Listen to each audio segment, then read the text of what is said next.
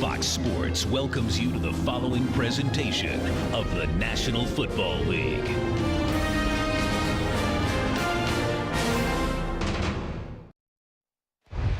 After a massive evacuation over last weekend on Monday, the arrival of Hurricane Gustav. A massive local cleanup effort took place throughout the entire week, trying to restore power to better than 1 million who had lost their power. The Saints spent the entire week in Indianapolis and rolled back into New Orleans on Friday. And what an unbelievable crowd when you think about how many people, millions in this region, to be evacuated out, knowing there's a chance Hurricane Ike is coming in. But many unquestionably have come back, if not for a number of days, certainly for this game. Well, there's going to be a huge energy in this building, and obviously the Saints, much like they did in 2006 to start the season, want to build off that energy. Tampa Bay won the toss, deferred giving the football to Sean Payton's New Orleans Saints high-octane offense. The 44-year-old native of Naperville, Illinois, in his third season at the helm in New Orleans. Pierre Thomas waiting on a kick. And the NFL season is underway in the Big Easy. Thomas out across the 20 and dropped at the 23-yard line. That's where the Saints, the fourth-ranked overall offense in the NFL a season ago, will put it in play. Drew Brees, 29-year-old Austin, Texas native, a second-round pick originally out of Purdue by San Diego, became the starter there a year later. Injured his shoulder at the end of 05. The Saints took a flop. Dividends they have reaped since then. When you see that 67% completion on better than 650 throws, that's incredible.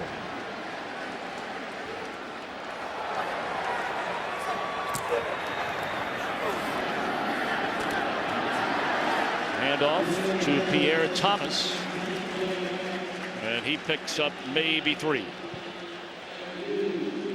Take a look at the rest of New Orleans offensively. Man, so many choices for Drew Brees, whether to hand it off. With Deuce McAllister back, we'll see him some today. And up front, an outstanding line. Well, it's a veteran line that ought to hold up well against this tough Tampa Bay front four.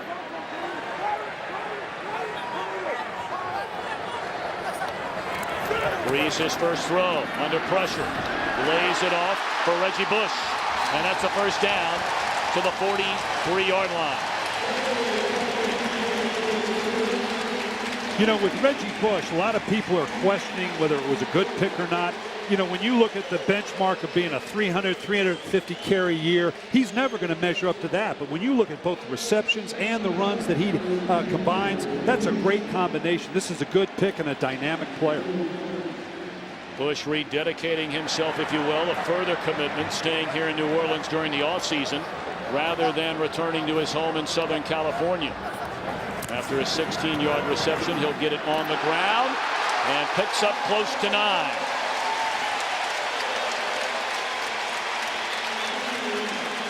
The Buccaneers last season, the #1 ranked defense in the NFC, second best in the National Football League. They've added Kevin Carter up front. Derek Brooks, the ageless one. Yeah, you know, they're an outstanding football team defensively, and they're going to have more of a rotation. Derek Brooks told us this week that they're used to rotating 13, 14 people. They feel like the depth they have, they can rotate as many as 16, 17 people on this defense. That's going to pay dividends long term. Brooks in his 14th season out of Florida State has had a Hall of Fame career unquestionably. Play blown dead before it ever got started. On the offense, 5-yard penalty, first down. You know, this is the kind of stuff when you get a nice drive going. They've had a couple plays to move down into Buck territory, and now all of a sudden, and it's predictable in the first game, certainly, but to have that procedure penalty at home, these can be drive killers. We're going to have to see if the Saints can overcome this.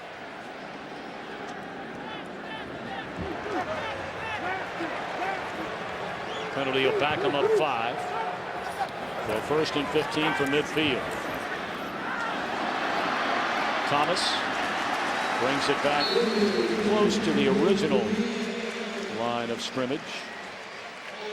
For those of you wondering why you saw a green helmet surrounding the face of Barrett Ruud, for the first time this year in the NFL, the defense now has communication from either upstairs or on the bench, much like the quarterback on offense. Well, they've been talking about that for years. They feel like they're evened up with the offense now, communicating both sides.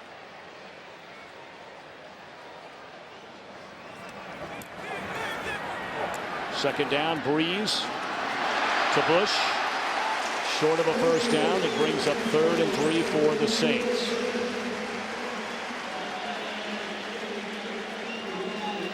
When they began to evacuate this entire area, knowing that Hurricane Gustav was coming, the Saints, of course, adhered to that, and they made their way north to Indianapolis, where Sean Payton said they had an outstanding week leading up to this game. Well, the difficult thing is they may have to evacuate again next week on their way to Washington. 3rd down. Great protection for Breeze. Looking towards the corner. Touchdown, David Patton.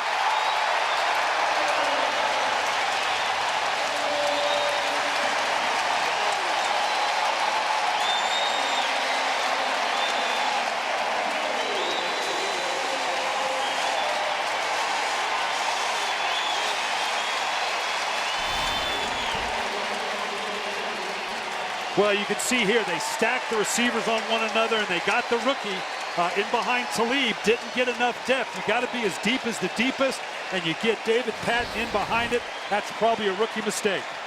Aqib Talib, their #1 pick out of Kansas, and a tough way to start your career. What a start for Breeze and company. They go 76 yards. Breeze hitting 4 for 4 on it.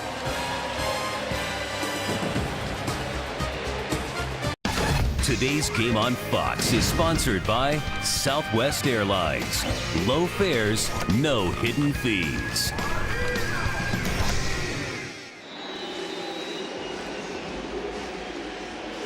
What a start for the home team. The New Orleans Saints, who set so many club records in each of the last 2 years on offense. Their opening drive of this season, they marched down the field for a score. Ball fumbled around on a line drive kickoff and covered up at the 25-yard line by the tight end Alex Smith. Yeah, you can see here at the top when they get into the drop, they do a great job creating the pocket for Drew Brees, being able to buy just that extra time to get the ball off down the field to David Patton. Great job on protection. He bought just that little extra time.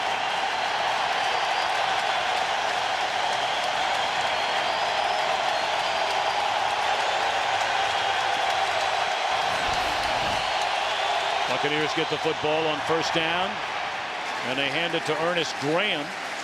He's out across the 30, picking up close to 4. Jeff Garcia, 38 years old, out of Gilroy, California, undrafted out of San Jose State. Played 5 years in the CFL, signed on with the Niners in '99. He's led 3 teams to the playoffs. He just wins games.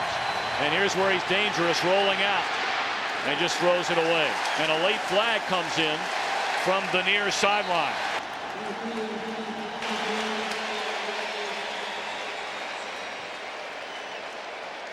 That flag thrown by the official on the other side of the field.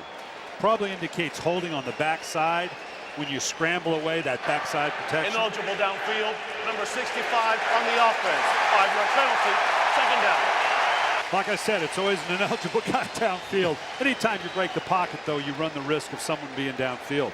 Very ambitious on Tampa Bay's part with this crowd and the energy to come up and run a no huddle. Tampa Bay offensively. Up front, they've added Jeff Fain. He left the Saints to come be the man in the middle with the Buccaneers up front. Jeremy Zuda playing in place of the injured Davin Joseph. Galloway did not play a single snap in the preseason with a groin injury. We'll keep an eye on that timing between Galloway and Garcia.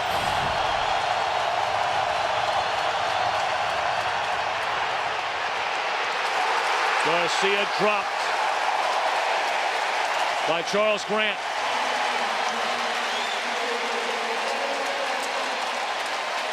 This is a great job by the secondary, making Garcia hold the ball and step up. But this is just the type of rush that New Orleans is looking for with its new defensive line.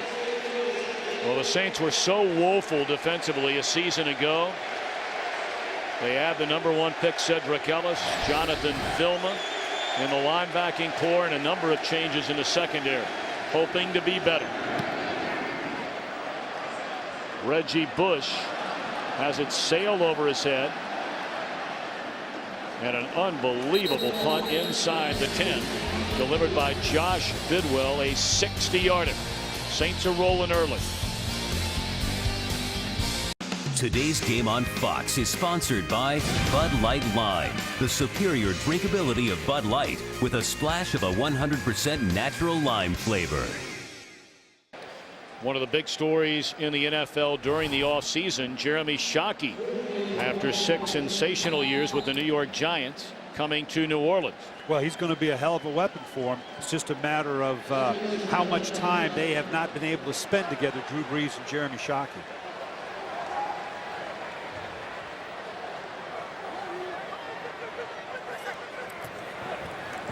Play action to Bush, and he'll take the feed from Brees. And tiptoes his way out of bounds at the 19. That's good enough for a first down. That's the kind of play that you don't give Reggie Bush enough credit for. That's no different than an extended handoff. Those that want to question how many snaps he can take and how dynamic a running back he is, when you get those little flare passes out to the edge and you get the ball in his hands behind the line of scrimmage, it's no more than an extended handoff. You've got to look at it in the same way. Well, the Saints 2 years ago ranked 2nd in the NFL in yards after the catch. Reggie Bush #1 and Marcus Colston #2. They're going to hand it to Reggie this time. Spins away from one tackler, but coming up from the strong safety spot is Jermaine Phillips to knock him down. Defense does a great job here of recognizing the draw. This is obviously a big play for the Saints, given the passing attack they have. So you know Monty Kiffin has drilled his defensive line to read that draw on every play. And once they saw it was draw, they came screaming in there to get a negative play.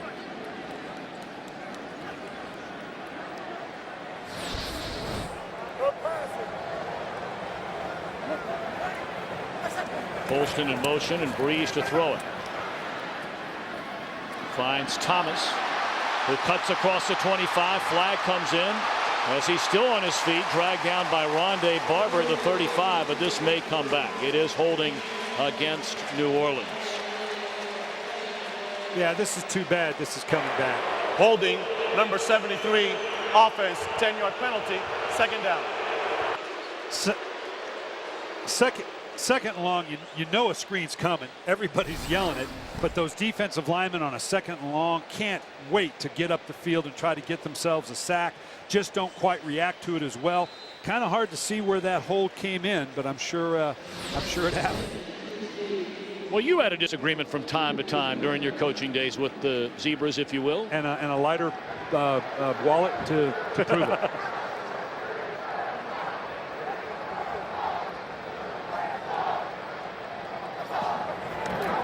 Second down and 15, and Brees drilled, and it's intercepted by Phillip Buchanan. And he will race towards the end zone. Touchdown, Tampa Bay. Heavy pressure by Barrett Ruud, and lofted into the air, picked off by Buchanan. A 26-yard interception return for a touchdown. You know, John Gruden is constantly challenging that Tampa Bay defense. We've got to have points from you. And it's not in an apologetic way saying, hey, we can't do it offensively. This team prides itself in getting points off of turnovers, and he's constantly goading them. You've got to give us more. You've got to give us more. This is a huge momentum change for the Tampa Bay Buccaneers. That is a 5th career interception returned for a touchdown by Phillip Buchanan. He's only been in the league 6 years.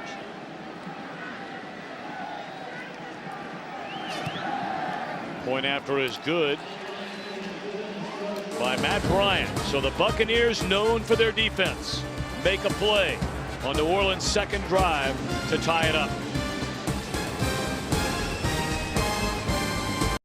Today's game on Fox is sponsored by the new Hyundai Genesis. The barrier to luxury has been officially kicked in. By State Farm, where great coverage meets great rates. And by Visa. Go on, live life. And remember that no matter what it takes, life takes Visa.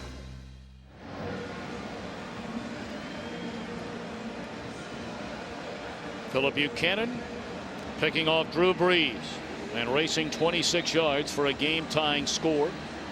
8:13 to play in the opening quarter. Well, we've seen the best of what each unit has to offer, offensively from New Orleans and defensively from Tampa.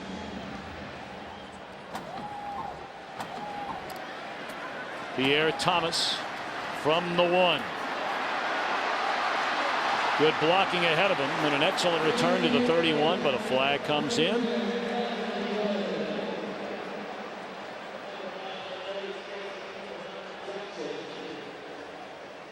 So Alberto Riveron working his first game in the NFL as a referee, so you know it's a big day for him today as well.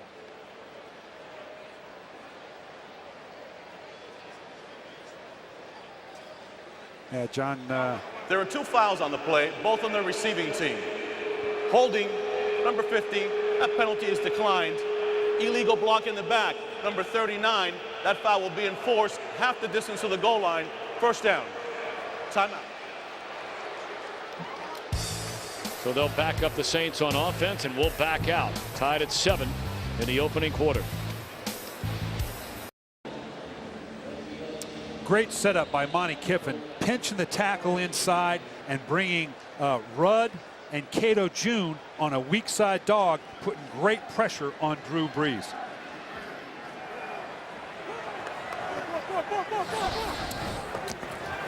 First down, play action, looking down the field, and an open receiver, and overthrown is Devery Henderson.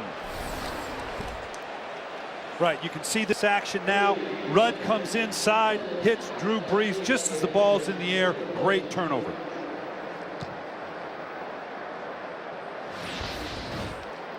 Monty Kiffin in his 26th year in the National Football League, his 13th as defensive coordinator in Tampa Bay, and the father of the Tampa Cover 2, and you'll talk more about that, Brian Billick, exactly what that is, what that means as we progress during the game today. Carry out to the 10 will bring up 3rd down and 7 for New Orleans. Right now, game break time. Let's go to Kurt Menefee in Los Angeles. I don't know if you guys heard, but the Jets got themselves a new quarterback in the offseason, and he's paying dividends already. Brett Favre's second possession as a Jet hooks up with Jericho Cotchery for a 56-yard score. Celebration looks familiar, except it's in Jet green and white. They're up on the Fins by a touchdown. Tom and Brian. Kurt, thank you very much. Unquestionably the single biggest off-season story in recent memory, the whole Brett Favre saga. 3rd down, Brees again under heavy heat. Pass is incomplete, no flag, as the intended receiver Colston had it batted down by Tenard Jackson. Great play by Tenard Jackson here, tying that up exactly right. So often you see players come in, they can't help themselves but to get in there a little early, tying that up just perfect, wrapped around, did not affect the receiver at all. Good non-call by the officials.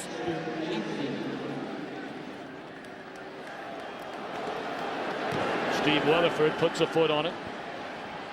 And the rookie Dexter Jackson out of Appalachian State touches it for the first time.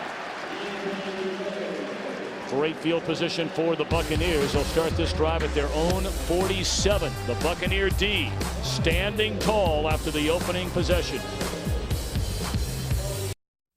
Oh, can I help you?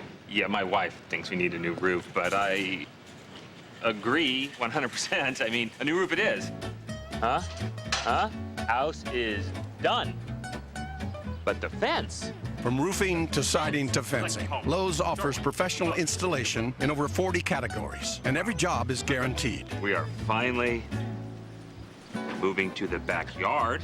That's what I'm thinking. Visit Lowe's today. Let's build something together. Hey, what's that? This? Yeah, that. This is that. That's this? Yeah, that. How is this that? This is big news. Original Recipe has gone boneless. Introducing new KFC Original Recipe strips. Boneless all-white meat chicken, freshly prepared with those famous 11 herbs and spices. It's a whole new way to enjoy Original Recipe on the go. Get the Original Recipe strips deal for just $3.99. This is this? Yeah. And that's that. Somebody shot another bad guy. You got connections to most of these victims. Am I a suspect here, Lieutenant? Friday, he's gonna kill again. You know it, and I know it. How far would you go? Whatever happens, I'm not taking you down with me. If you don't back him, you will regret it. To protect your own. This ain't a chess game, partner. Who knows? Maybe it is. De Niro, Pacino. You're gonna walk right into a trap. Get down! Get down! Righteous Kill. Rated R. Starts Friday. Come on, Warren. NFL.com's made fantasy easy. It takes you no time. It's fun. It's free. Laptop. You guys are going down. Play fantasy at NFL.com. It's easy, it's fun, it's free. 1 hour. Pretty sweet. 1 night. And a whole lot of happy. It's crazy talk. The Till Death and Do Not Disturb premieres Wednesday on Fox. 7:04 to play in the opening quarter from the Superdome in New Orleans. Alongside Brian Billick, I'm Tom Brenneman. Our entire Fox crew on hand for the opening weekend of the NFL season. Garcia bobbled the snap. And a quick throw and catch made by Antonio Bryant. Well, we saw the highlight of Brett Favre a moment ago. There was so much talk in the offseason that the Buccaneers were in pursuit of trying to acquire Brett Favre, despite the fact that Garcia was coming off a marvelous year, which he led this team to the playoffs. Yeah, and you know, you can't blame the organization for looking at an icon like Brett Favre, but you know it had to bother Jeff Garcia. He told us as much a couple of days ago.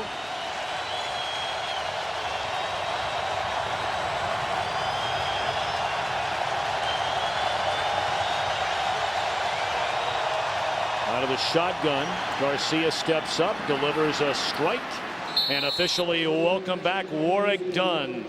In his 12th season out of Florida State, originally drafted in the first round in '97 by the Bucs, spent 5 years there, the last 6 in Atlanta.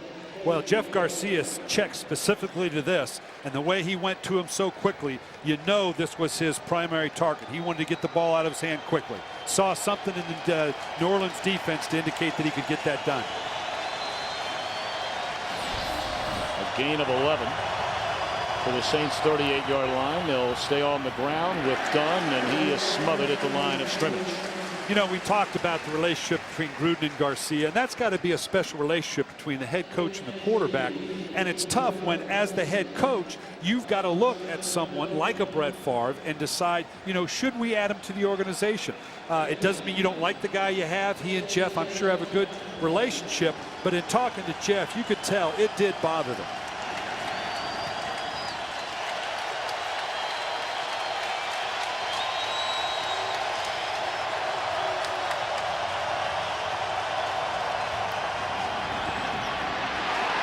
Garcia on 9 just throws it away. Hey, the one thing the Saints have done early on in this game is put a lot of pressure on Garcia, and that was absent in a major way a season ago. And they've done it. They've done it with their down 4 here. You can see they're not bringing any backers. They haven't blitzed yet, I don't think. They're just doing it with their down 4. And if they can get this kind of consistent pressure on Garcia, it's going to bode well for this New Orleans Saints defense. 3rd down upcoming.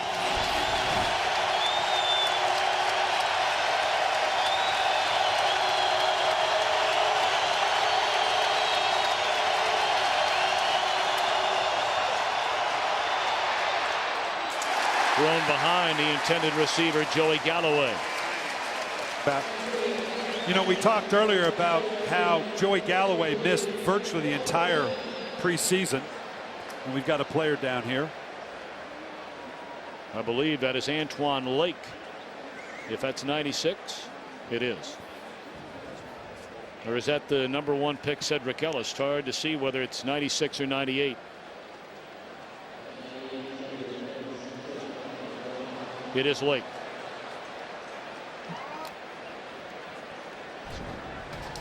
So while they tend to him, let's step aside. We'll be back.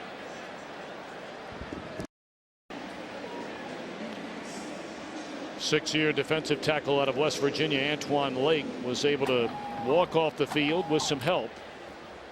And they'll continue to take a look at him down on the Saints bench. You know, both Joey Galloway and Jeff Garcia lost a great deal of time in training camp. And I think we saw a little bit of evidence right there.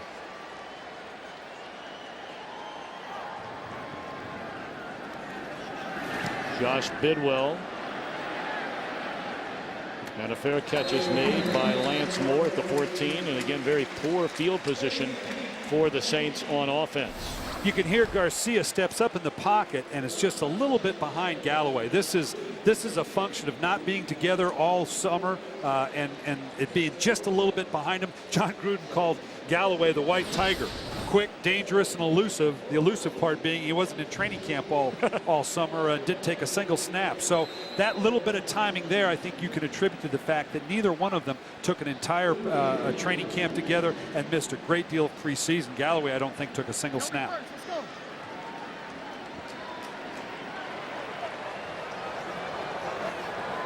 The last 3 Saints drives from their own 9, their own 6, and now their own 14, and they're going to back them up even more than that. You know, as a coach, false start, number 80 on the offense, 5-yard penalty, first down. As a coach, this drives you nuts. You just sent the team off onto the field. You haven't even run a play. You're at home. No one's saying a thing, and you get a procedure penalty. You just go nuts as a coach when that happens to you. We have not seen Deuce McAllister yet. Oh, boy. And apparently there was early movement again along the New Orleans offensive front. You know, part of this, I think, let's let the official make it official here. False start, number 76 on the offense, half the distance of the goal. Repeat, first down. You know, Drew Brees at home is going to do a fair amount of checking against the Tampa Bay defense, trying to decide, am I facing that 2-deep defense they're known for? Am I going to see pressure? And the line's waiting to hear him make the adjustment. That may have been the case there. So now the drive starts from their own 4. And that one carried out to the 9 by Pierre Thomas. Talk a little bit about, for elementary guys like me, what is the Tampa 2? Well, and we'll get a shot of it here as we go along. But what you're going to see, the basic element of the Tampa 2 is the depth and the width of the safeties and the depth of the inside backer that really makes it more of a 3-deep. We'll try to get a good shot of it for you to come back and show you exactly what we're talking about. And the idea being you keep the other team from beating you down the field in the passing game. Absolutely. Limit the explosives. Thomas still on his feet and lunges out to the 25-yard line. They'll spot it at the 26, a gain of 18, and that's the first down.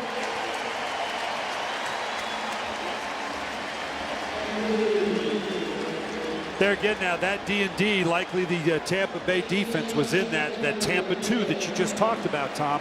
Great place to run the ball because that was as workable box. Only 7 guys in the box that you're working against.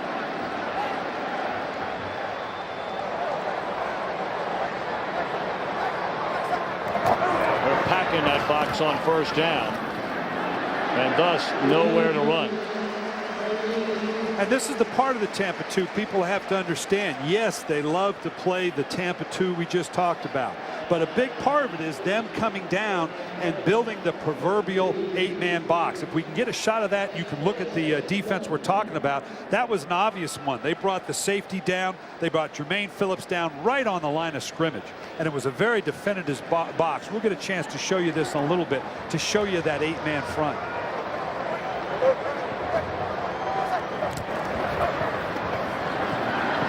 Reggie Bush looking for somewhere to go, and he is dragged down by Jimmy Wilkerson. What we're talking about is how many people are down in this area right here. Right here, it's easy to see with the number count. 1, 2, 3, 4, 5, 6, 7. As long as they give them 7 people in that box, they're going to continue to try to run. It's when they bring one of these safeties down from that depth and try to build and add an 8th man to it, that's where you're going to have a tough time running the ball. With the idea being that you have more defenders than they can block. Absolutely. It's a simple number of angles there. Pass thrown behind the intended receiver on 3rd down. And some trash talking going on the far side. The Saints have to punt it away. Time for a game break. Let's check in from Los Angeles with Kurt Menefee. Tom, a scary moment in New England. Keep your eye on the left knee of Patriots quarterback Tom Brady. Bernard Pollard accidentally, it appears, hit it with his helmet. Nonetheless, Brady left the game with a knee injury. His return listed as questionable. Matt Castle now in at quarterback for the Patriots, Tom. Flags down on the punt. Dexter Jackson from the 18. And he falls down at the 23, but again, flags all the way back at the original line of scrimmage. No, that ain't it. It's the one before this.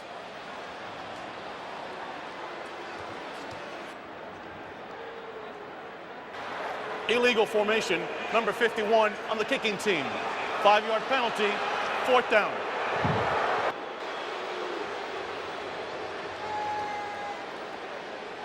Right now, penalties are definitely playing a factor in this game. It's pinned down New Orleans a couple times. They've had a nice little drive there, but they had to punt, even though they had a couple nice plays, and still could likely give Tampa good field position. And now they're likely to give it to them again. That is already the 6th penalty against the Saints in the first quarter of this season. And they've been the one of the better teams in the NFL. In fact, the 2nd fewest number of penalties since Sean Payton took over as head coach. And particularly at home, you expect to be very sound in that category at home.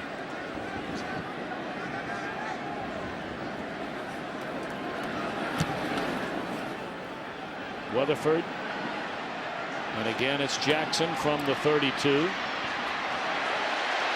Tries to come the other way. He has electrifying speed. A flag is down. And out to the 39-yard line. You got to believe this could be a block in the back after he shifted directions. And here it is a penalty that's going to now change just what we talked about in what could have been a fairly or a very During the workable return, field. illegal block in the back, number 50 on the receiving team. 10-yard penalty, 1st down. This is now going to back them up even more, and particularly when a returner changes direction like this unexpectedly, you typically get that kind of block. Clearly blocked in the back. Good call by the officials. Kind of set up by the way that Dexter kind of moved around and okey-doked his return there a little bit. What was that term? Okey-doke. It's a technical term. It is? It is now. First down and a big run, the first of the day for Ernest Graham. Last year he took advantage of injuries to Cadillac Williams and of course Michael Pittman, and rushed for nearly 900 yards. This is just a downhill right down your throat. I like the way Tampa is responding to the little challenges that have been thrown at them, whether it be a penalty, a big play against them. They're showing a lot of poise right now.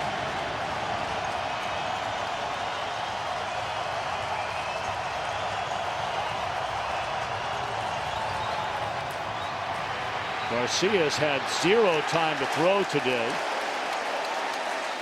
And he has dropped for maybe a gain of 1, but you saw the flag come in. This will be holding. Holding, number 78 on the offense. 10-yard penalty, 1st down.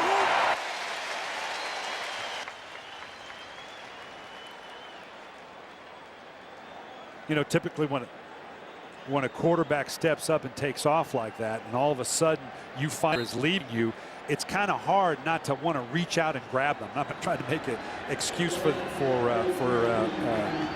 Spears right now, but typically that can happen.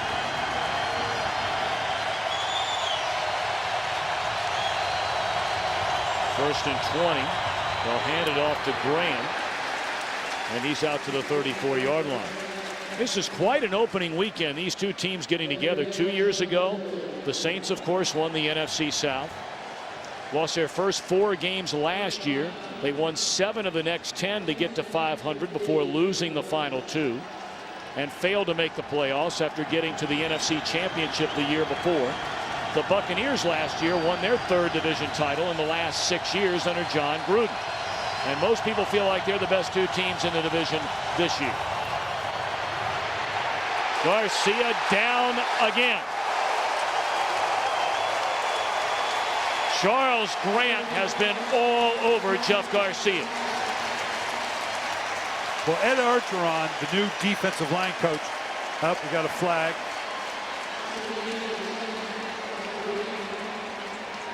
Evidently not. You know, Ed Orgeron, the new defensive line coach has got to be loving what he's seeing from his troops right now. They're getting That pressure is the end of the first on quarter. Tampa Bay with just their down 4. You couldn't dial this up better, particularly starting with the young corners they have outside.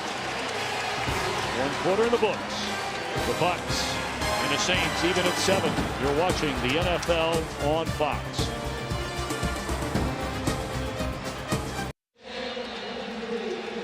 Football at the 26. 3rd down and forever. You love these as a play caller, don't you? Yeah, you don't have a lot on your sheet for 3rd and 25, let me tell you.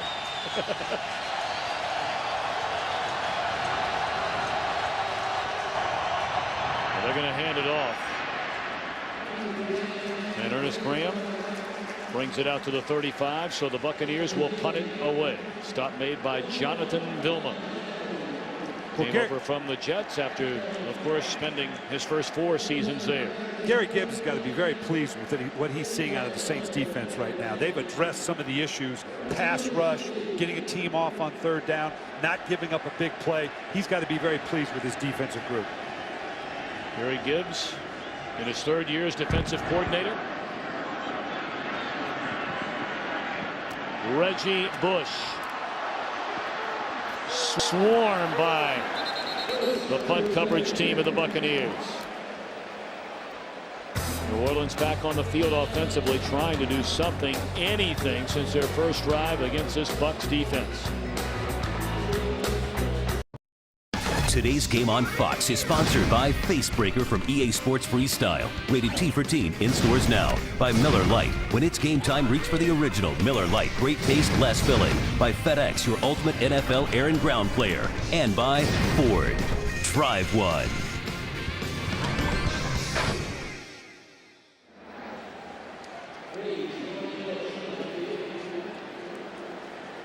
That Saints defense very impressive so far. Still waiting to see that man, Deuce McAllister, for the first time.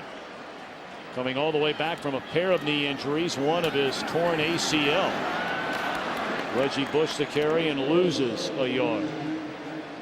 We talked about last weekend. They knew that Hurricane Gustav was on the way in these parts, so the Saints went up to Indianapolis. And they have fabulous facilities, we know, up there. Yeah, they did. They were really appreciative that the Colts allowed them to do that. And they did gain to a degree in terms of as a training camp mentality. You're there for a specific purpose, not worried about the external things that are going on around you. Drop it off to Shockey. That's his first catch for the New Orleans Saints. They didn't get much. Well, they're excited about finally getting Shockey involved. Obviously, they're going to need more from him. But here you can see, we talked earlier about the 8-man box. You can see right from the get-go, right in here. Now, if you put the number count together, you've got the 7 we talked about earlier and a hard 8th man. That's the difference we're talking about when we say a 7 or an 8-man box. 3rd down and 6, a short drop, and that's Colston's first catch, and he is leveled by Sammy Piscatelli, a 2nd-year safety out of Oregon State. Well, they really like Piscatelli. He was injured last year, but played very well during the preseason, and a big hit to deny a first down there.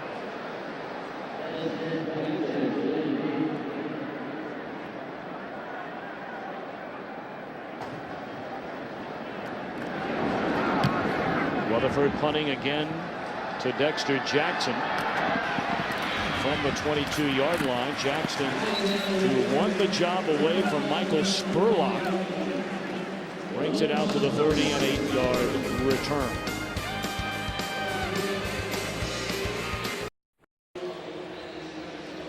Haven't seen much smiling from Jeremy Shockey in a long time. As most know, last December during the Giants' run into the playoffs, he broke his left leg in a loss to the Redskins. And after spending his first 6 seasons with the Giants, he just picked up his first catch in his first year with the Saints. First down carry for Ernest Graham up to the 35, a pickup of 5.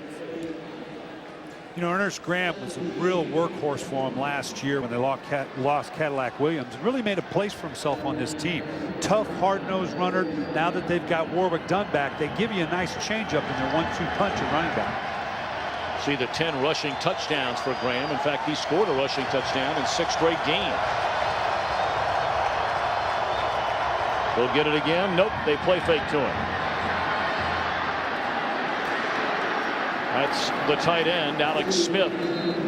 And that's a first down out to the 43-yard line. Let's check in again with Kurt Menefee from Los Angeles. Well, on our pregame show, Michael Strahan said, watch out for Michael Turner. The Detroit Lions didn't listen. 66-yard touchdown run for the Falcon running back. He's got 2 touchdowns and 135 yards rushing. And they're not even at halftime yet, Tom and Brian.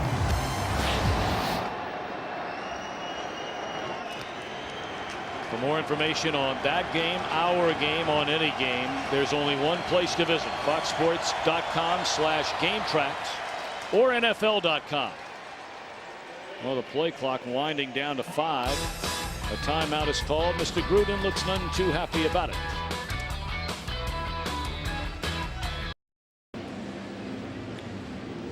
Both defenses very impressive through the opening quarter plus. You see New Orleans 138 yards of offense. Bear in mind 81 of those came on their opening drive. And it feels like more, but when you got 6 penalties, that's a drive stopper.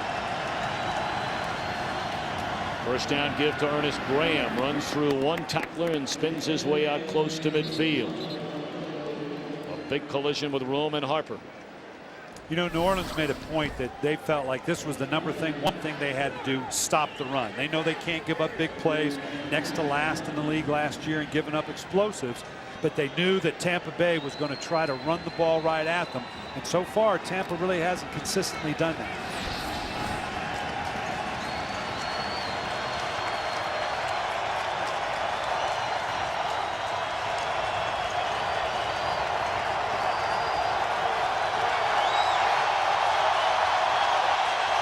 Just do get the play off. And a strike fired right in there to Ike Hilliard. And that is a first down. Hilliard grew up here in New Orleans. He is a nephew of former Saint running back Dalton Hilliard. This is twice now we've seen Jeff Garcia change the play at the line to go to something very, very specific. First was a little flat route by the back. Here he took the slot man, replacing the inside backer for a first down.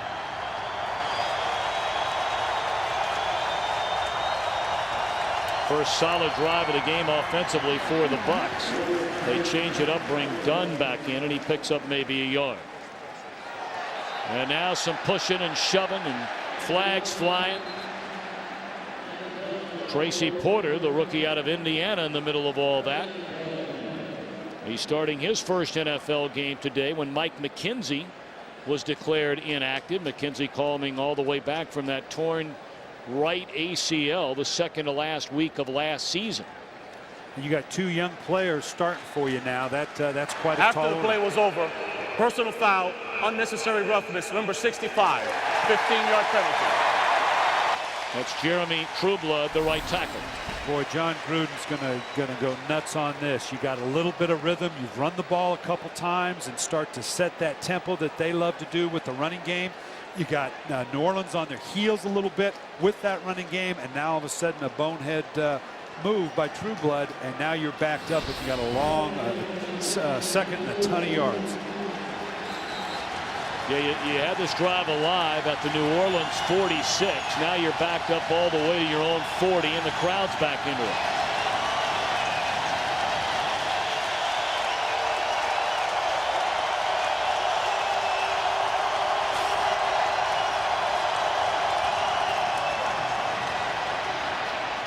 Screen and read beautifully.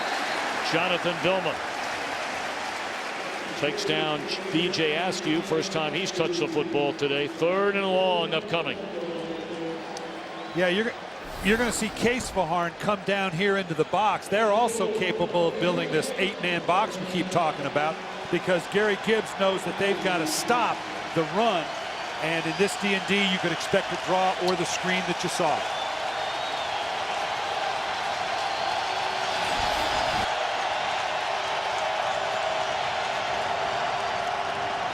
3rd and 20.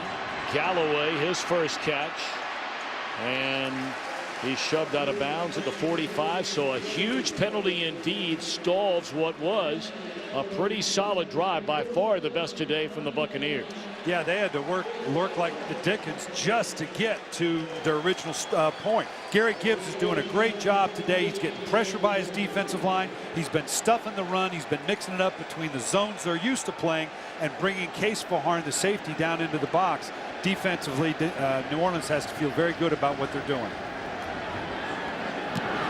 They nearly got it. Bush will let it bounce, and again, it doesn't get much better than that for this Tampa Bay punt coverage unit. Quincy Black, the first man down there, as it's down at the 1. 8:15 to go until halftime. We're still tied at 7. This is classic special teams play. Richard Bissac has got to be very pleased with Quincy Black. You've got to constantly know where you are on the field. If his foot so much as touches that line, that comes out to the 20-yard line. Great job pushing it back. Coach is fired up because you work hours and hours on the field to make that happen, and you see it show up on the field. And again, horrible field position for the Saints. They're going to throw it on first down, and it's a gain of 11, and a lunge ahead for Colston, picks up closer to 14. Marcus Colston, a 252nd pick in last year's draft, grew up in Susquehanna Township, PA. You know, this guy is a marvel. To get this guy as late in the draft as they did, big, physical, set a record for completions in the first 2 years of his career. What a phenomenal pick.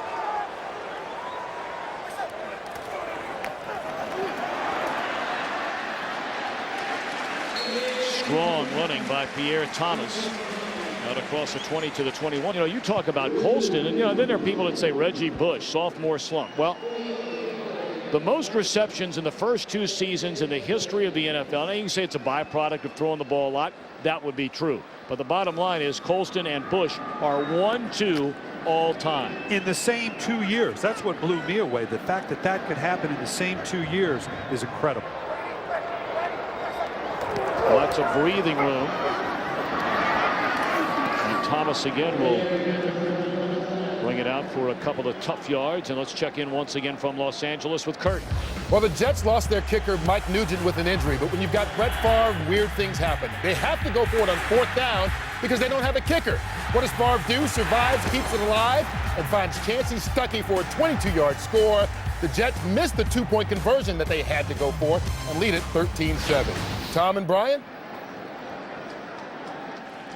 Thank you very much. You see Brett Favre doing stuff like that, and God, you love to see it. But the question is that the Brett Favre of 2005 and 6, where there's a bunch of interceptions as well, or is it the Brett Favre of 2007, where play after play he gets them into the playoffs in the championship game? But point blank, if you're a head coach and you had a chance to get him for this season, would you have done it? Well, I faced Brett Favre for 8 years in Minnesota. It would be awful hard to not take Brett Favre. Clearly, the Green Bay Packers felt like they were going to get the Brett Favre of 2005 and 6, and the New York Jets said, we think we're getting Brett Favre of the 2007.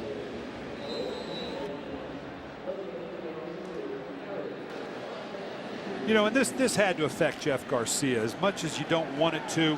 The career he's had, all the Brett Favre talk had to be painful. 3rd down and 3. Breeze looking around, first down to the 31. The catch made by Lance Moore, 3rd-year wideout out of the University of Toledo, had a breakout year last year with 33 receptions. Great job of Drew Brees scanning the field. He starts to the left, doesn't see what he wants, comes back, finds the 2 options with Colston and Lance Moore on the outside. Nice conversion. Well, it's been on again and off again for Brees in the Saints offense. Drew started 6 for 6 on the opening drive. Missed on his next 4. Has now completed his last 4. And on first down, he just lost a dangerous throw, and the ball is loose. This is a live ball, and picking it up and still on his feet and tiptoeing down the sideline and into the end zone. We're waiting to find out if this ball is a live ball, is Cato June. I believe they're calling this incomplete. Well, when you loft the ball like Breeze did, whoever's on the receiving end is going to take a lick. You know, they brought pressure on Breeze, and typically when you see a veteran quarterback loft a ball like that, sometimes it turns into a huge gash because there's nothing behind it. But if they've got a zone in behind it and you can't see what's out in front of that receiver, you end up having something like this. This was Rondé Barber coming up to put the lick on Bush. Yeah, he clearly did not have possession, and clearly it wasn't behind the quarterback, so this is a good call by the official. Boy, this would have been lethal had Tampa Bay come up with this and turned it into a score. You take another look at that, you're quite sure that's an incomplete pass. That last angle we had, it looked like Bush had possession and made at least 1 or 2 steps. You be the judge. The rule says you have to have a football act, and I'm not sure he took that next step or had enough control. If they'd have called that a completion, I think you'd have seen the challenge. So I don't think he had what the referees will say, conduct a football act after the catch. Well, John Gruden's talking it over with the officiating crew over on the far sideline. No challenge has been made yet. I'm sure John's giving his guys upstairs. I asked you, when you're the head coach and on the sideline, and you got to make the decision about whether or not you're going to challenge a call, are you relying on your coaches upstairs who have access to very fast replays right in front of them? No, because it's useless. And I'm going to get myself fined again. But the replay system needs tweaking, in my opinion. The coaches upstairs, the view they get, how quick it comes, it varies from stadium to stadium. Half the time you're just going to have to make a call as a coach based on the circumstances. Because at the end of the day, the officials will stick their head in that little black booth and come out of it and may tell you, I didn't have a clean view of it, even though you got everybody in the booth yelling, oh, absolutely, that was a catch, that was a drop, that was a fumble, whatever it is. Yeah, I think this is a good call. I don't believe he has control of the ball. I think that's an incomplete pass. And that's exactly the way they ruled it.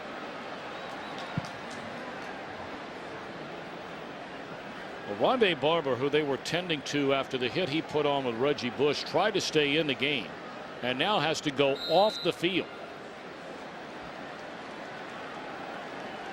I think he has to come out for the play, and he wanted to stay in there. Shockey to catch, and he is leveled by Barrett Ruud. You know, obviously New Orleans come out. That's about the 3rd or 4th screen that they've run, and they're trying to slow down that rush of the Tampa Bay front 4. And a couple times they've hit him with the screen. That time Ruud did a great job of diagnosing it, pulled the trigger, and lit up Shockey on a set, or excuse me, Shockey on a short screen. Right on defense here, 3rd and long. You coming after him? I think you're going to go passive here. This is a long D&D to give him a man-on-man coverage. D&D down in distance.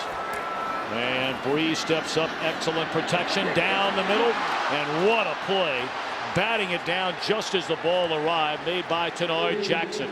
John Gruden told us, yeah, we had John Lynch a long time around here, and I'm not going to pair this young man to Lynch just yet, but he is something special. Yeah, they are. This is the classic Tampa 2 defense.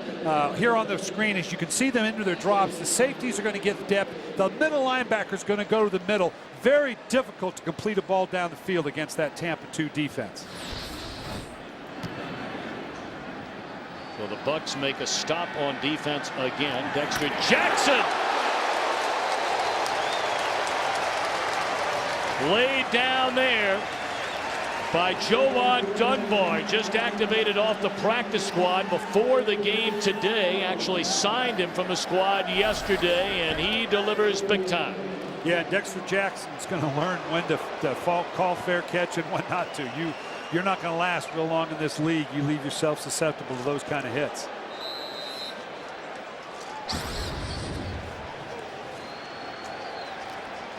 Dunbar says, I told everybody I should have made this team from the get-go.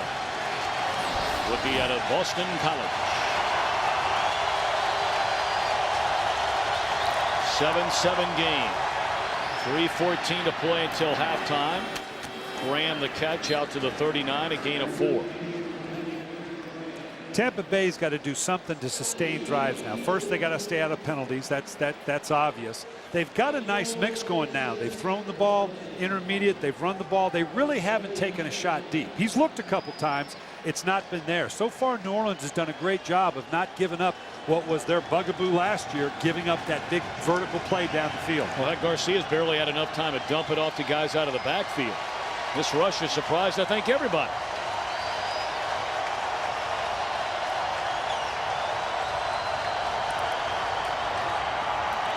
Graham met head-on by Vilma. Vilma burst on the scene in 2004 with the Jets, was the NFL's Defensive Rookie of the Year. In fact, his first 2 seasons he went to the Pro Bowl. He got hurt last year. Well, Vilma adds a level of athleticism on their linebacking core that, frankly, they've not had the last couple of years. They needed to get quicker, more athletic in their linebacking core, and Vilma does just that for them in the middle. 3rd and 6.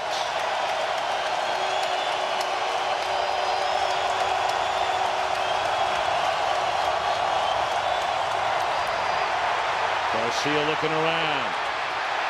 Throws in and out of the hands of Antonio Bryant. And again, Garcia just no time to stay in that pocket and find a receiver. And that's a good thing, except with Jeff Garcia, this is where he tends to make all of his plays. This scares you when you see him running around like this. He's just got really no place to go with it. As he said, this is kind of controlled chaos for him, and sometimes it looks like that, chaos.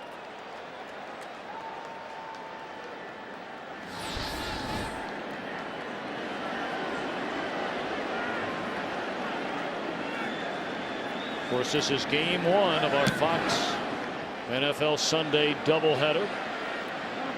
That one into the end zone, and the Saints will get it out at the 20. Of course, this is unquestionably one of the more interesting games in the NFL to kick off the season here in New Orleans. And coming up next, game 2, most of you will see another very intriguing matchup. The Dallas Cowboys go to Cleveland. Some will see the Panthers and Chargers.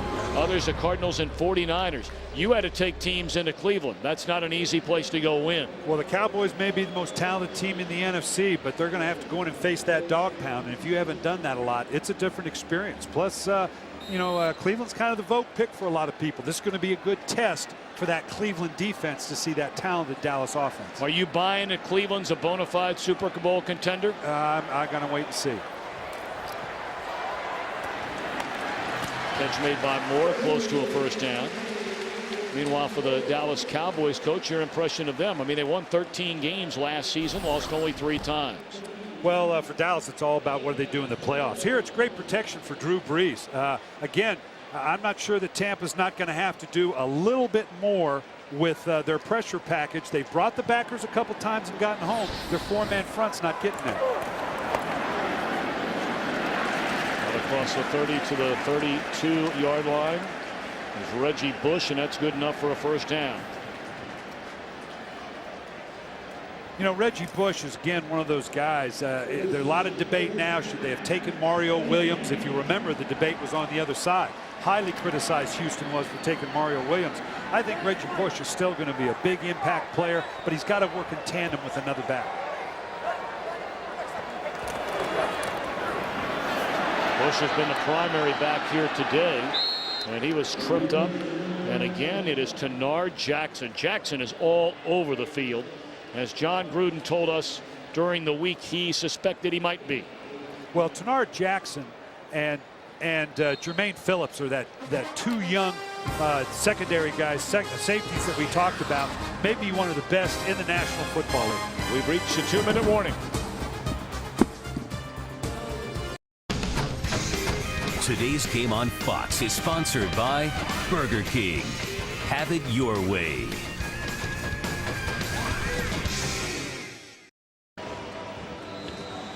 Coming up on the Visa halftime report, Kurt, Terry, Howie, Michael, and Jimmy will have scores and highlights from around the league.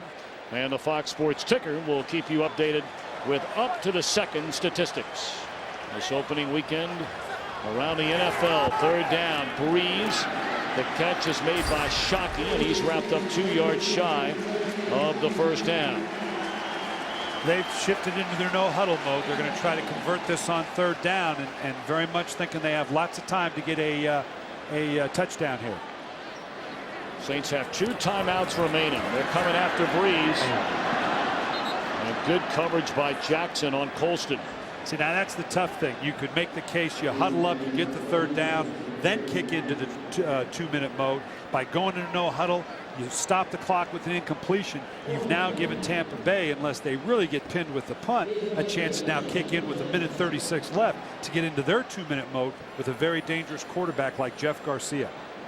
Both teams have pretty much been completely shut down after that opening drive spanning 81 yards and a touchdown for New Orleans. That one into the end zone.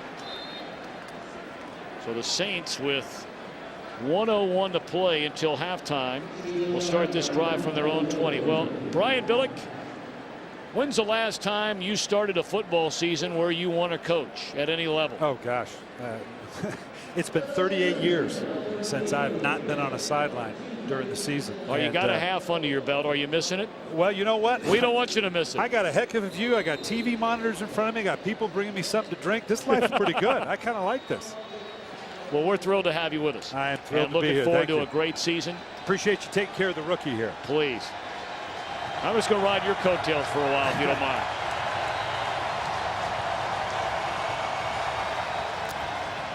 Garcia again flushed out of the pocket, throws, it's caught, but the clock will continue to run. Joey Galloway, who missed all of preseason with an injured groin, and now he looks like he's hurt either a finger, a hand, or a wrist.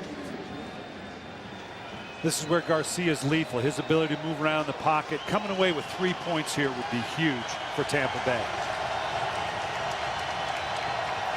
1 minute remains until halftime. Garcia across the middle to Antonio Bryant. All the way down to the Saints' 41-yard line. The clock continues to roll. The Buccaneers have 2 timeouts left in the half. Well, that changed the price of poker here now. They can be thinking touchdown. They're getting closer, about 10 yards from field goal range, but they can take a couple end zone shots if they want.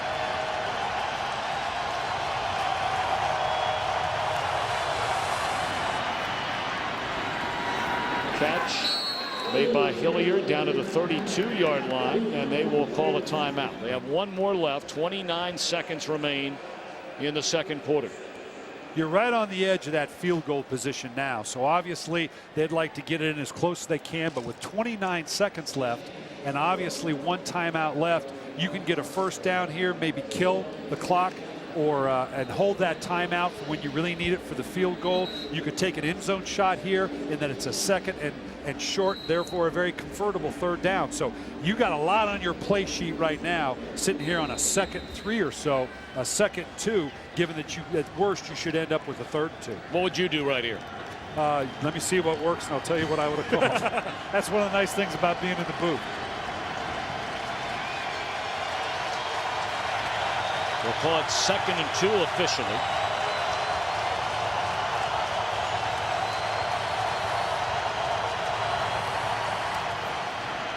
Catch is made by Hilliard down to the 25-yard line, but the clock again continuing to tick. They got to think about killing the ball here. That's what Garcia is going to do once everybody's set, and he'll spike it.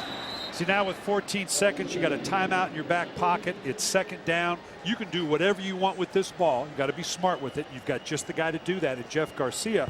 But you can take any kind of shot you want. Doesn't necessarily have to be to the end zone. You can throw the ball underneath with 14 seconds left and a timeout in your back pocket. Without that timeout, you pretty much have to take an end zone shot and try to kick the field goal, or maybe slip a run in there and use your timeout for the field goal. But right now, you got a lot of options available to you with the timeout. Matt Bryant ready to go. He's the place kicker. They're going to hand it off. And spinning his way inside the 20. They'll bring this thing down under 5 seconds probably. Nope, they went ahead and called timeout. Stopping the clock at 8 seconds. Now for Matt Bryant, he has hit on nearly 83% of his field goals since coming to Tampa Bay. Having said all that, he had a miserable preseason. He missed on 5 out of 12 attempts, 3 of those inside the 40. And earlier in the week leading up to this opening game, they worked out a number of kickers on Monday. Well, if he misses this one with what Tampa Bay's done to put them in position to go up 10-7, you may have another cast 1,000 showing up on Monday to try out for this team. A 37-yard field goal try. And when a season starts, he's money. He hammers it right down the middle. So for the first time today, the Buccaneers have a lead, 10-7. Well, you can cancel those flights. He gets to hold on to his job for another week. But this was, you couldn't script this better for Tampa Bay.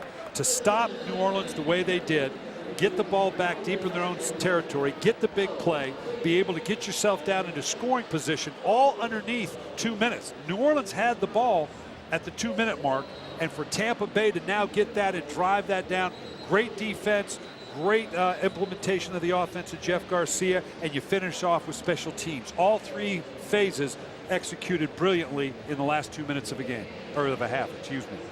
Again, coming up on the Visa halftime report, all the guys will have all the scores and highlights. And as always, our Fox Sports ticker will let all you out there know what's going on in your fantasy leagues. If you're each coach right now, let's start with Sean Payton. How does he feel about things here in the first half?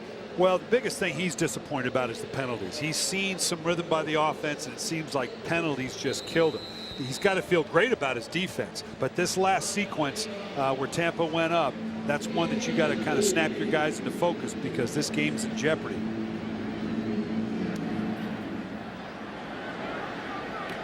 That one bouncing and covered up by the backup tight end Mark Campbell, and that will be where they spotted it, the 32-yard line.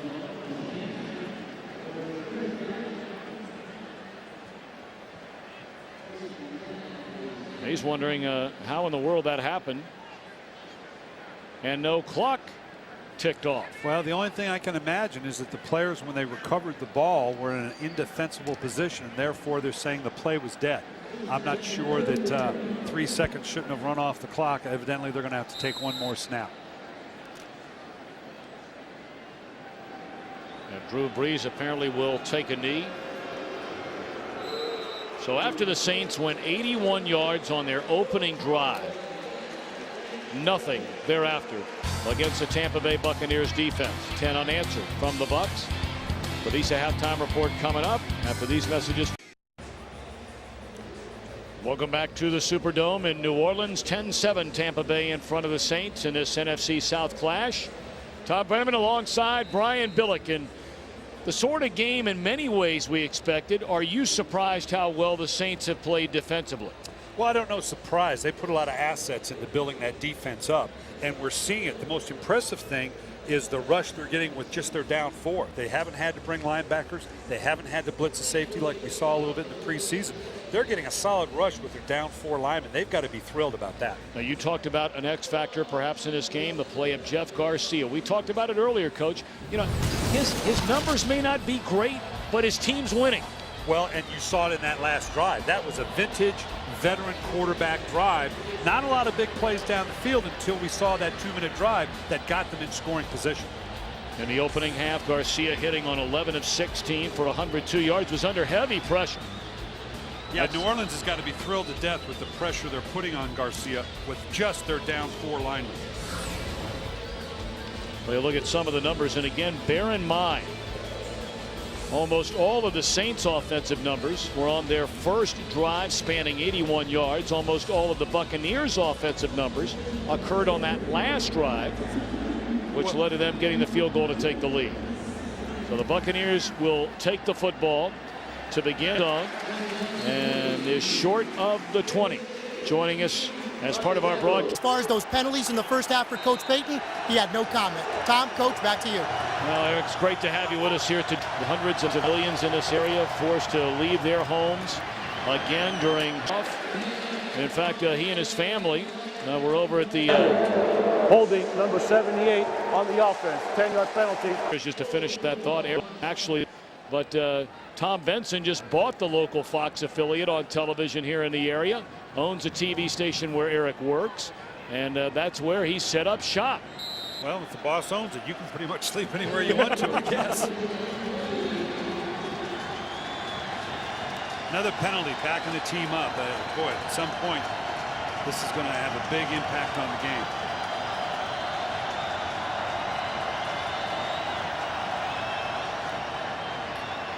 Hand off to Warwick Dunn.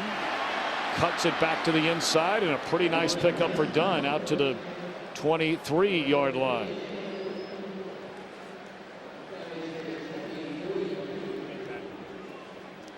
Warwick Dunn. This was classic Warwick Dunn run. Start one way, cut back, sidestep. This is just the kind of run they need out of Warwick Dunn in this situation. Talked to Dunn at length about coming back to his homeland, home state of Louisiana,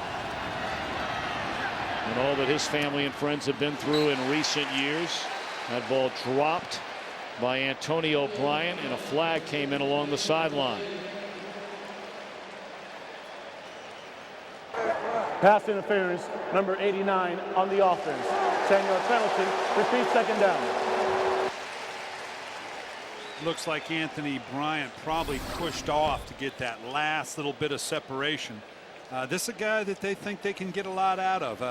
Boy, I don't know. That's two people pushing and shoving on one another. They both have a right to that spot. I'm not quite sure how you determine one is pushing versus the other. In any case, it's put Tampa Bay long down in distance here.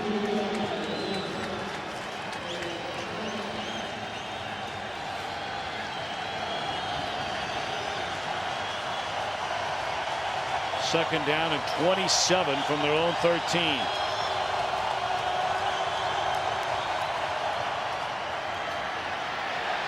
Garcia taken down once again, this time by big Kendrick Clancy in his nice season out of Mississippi.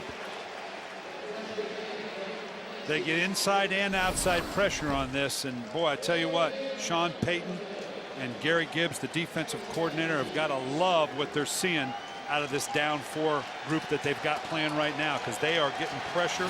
That time they got it by Kendrick Clancy, who normally is not known for his pass rush. Tampa Bay 0 for 5 on third down so far.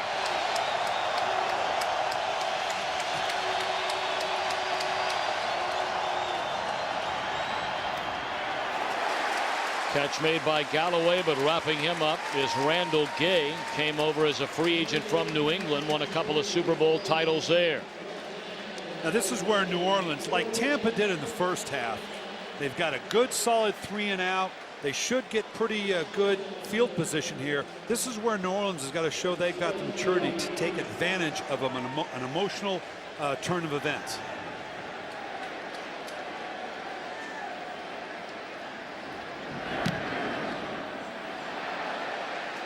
That one punted out of bounds. We'll see where they spot it. That's all the way at the Tampa Bay 48-yard line, just a 30-yard punt. So Gay denying big yardage from Galloway. The Saints get it when we return.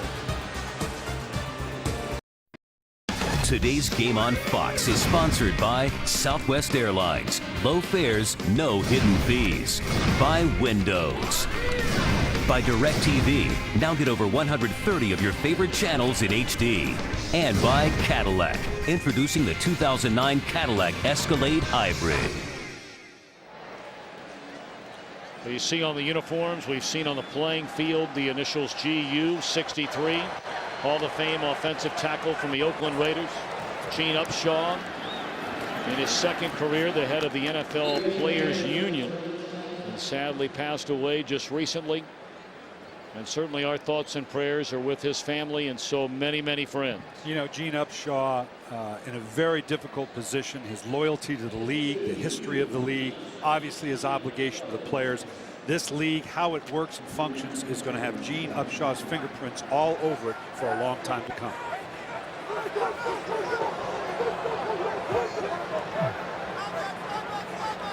Second and 8. We have still not seen Deuce McAllister in the game today. Carrying to the 46-yard line is Reggie Bush. McAllister coming all the way back from a pair of knee surgeries, including a week 3 torn ACL on a Monday night last season against Tennessee. He is the Saints' all-time leading rusher. Played in a couple of preseason games, but slowly but surely getting very close to being all the way back. And he's going to be a big part of whatever success this team has this year.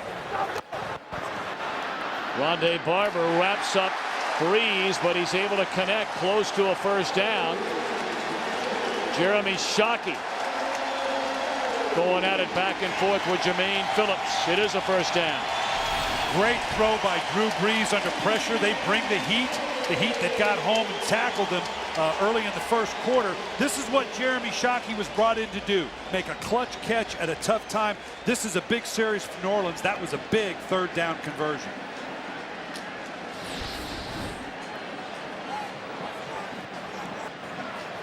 Shockey 371 career receptions as a New York Giant.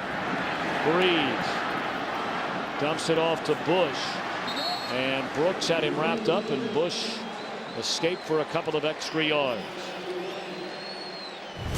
During the offseason for a second-round pick and a fifth-round pick, Shockey sent from the Giants to the Saints. Played in Pro Bowl, 4 Pro Bowls with the Giants. A very intense, hard-working player. And that hard-working part is the point that I like the best. No matter who you talk to, like him, don't like him, they all talk about his passion and his work ethic. Quick slant and an incomplete pass caught by Colston, and he took a lick again from Rondé Barber. Boy, Barber here in his 12th season out of Virginia, he'll still put a hat on you. Yeah, very physical player, very savvy player, can read what's going on here. They just want what's called a real one-step slant to Colston, big target, and he reads it quickly, comes up and makes the tackle. Another long third down for New Orleans. You know, Tampa Bay let him get off the hook last third down. Now they got to stop him on this third and long. They're 3 for 8 so far on third down. And the ball is snapped by Breeze, and having it covered up all the way back at their own 45-yard line is Pierre Thomas. What happened there? Boy, clearly a miscue. Breeze had to point out a protection concern. He was either talking to the line or the running back about who he wanted them to pick up, who the mic was, and the center misunderstood being in the gun. Once he had moved his foot right there, that signaled the snap. The center thought it was time to snap. He wasn't listening to what Drew Brees was doing. Somehow the miscue, that's lethal. Bear in mind, that's a new center now. Jeff Fain, the starting center for the Buccaneers, was the starting center for Drew Brees the last 2 seasons in New Orleans. And that's not to say Jeff Fain, had he been there, they wouldn't have made the same call, but they have a lot of faith in Jonathan Goodwin. Boy, something was a miss there, and took them out of scoring opportunity. Tampa Bay with the football, 9:55 to play in the third quarter, and the Buccaneers with a 10-7 lead start this drive at their own 22. They're coming after Garcia. Vilma just a step late, dropped off to Askew, and he picks up close to 2. You're really beginning to see New Orleans begin to step up its pressure packages. They've got good pressure by its down 4. They brought the inside backers, much like Tampa Bay did in the first quarter. They're bringing the linebackers around on a stunt, and they're changing up their pressure package. This is a good job by defensive coordinator Gary Gibbs. Called a gain of 3, 2nd and 7 for Garcia and the Bucks. And Garcia, again, just another dink and dunk to Graham, but a decent pickup of close to 5. It'll bring 3rd and 2. You know, Tampa Bay is accused of dropping the ball off too much, dinking and dunking. Although last year they really had a fair amount of explosives. I think they had 55 pass plays of 20 yards or more, so they are more explosive than they're given credit for. They just haven't, other than at the end of the half, haven't had that big play yet today.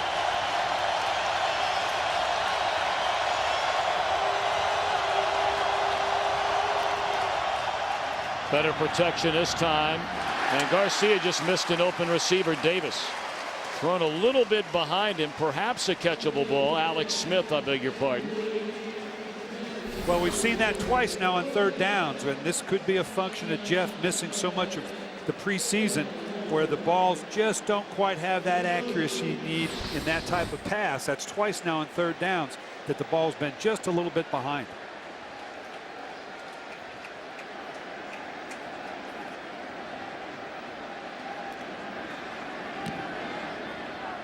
Josh Bidwell punting to Reggie Bush from the 34. We can't say enough about the special team coverage units from the Buccaneers today. They have been all over Bush. Breeze and company back at it when we return.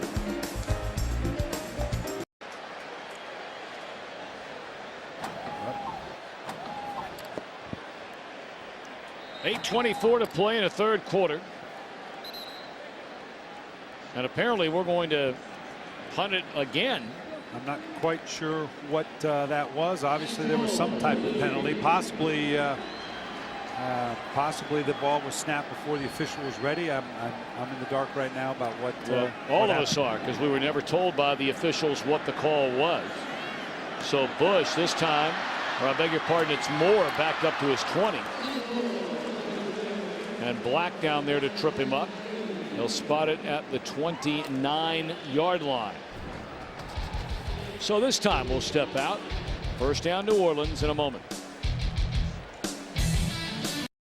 Today's game on Fox is sponsored by Chevy, an American Revolution.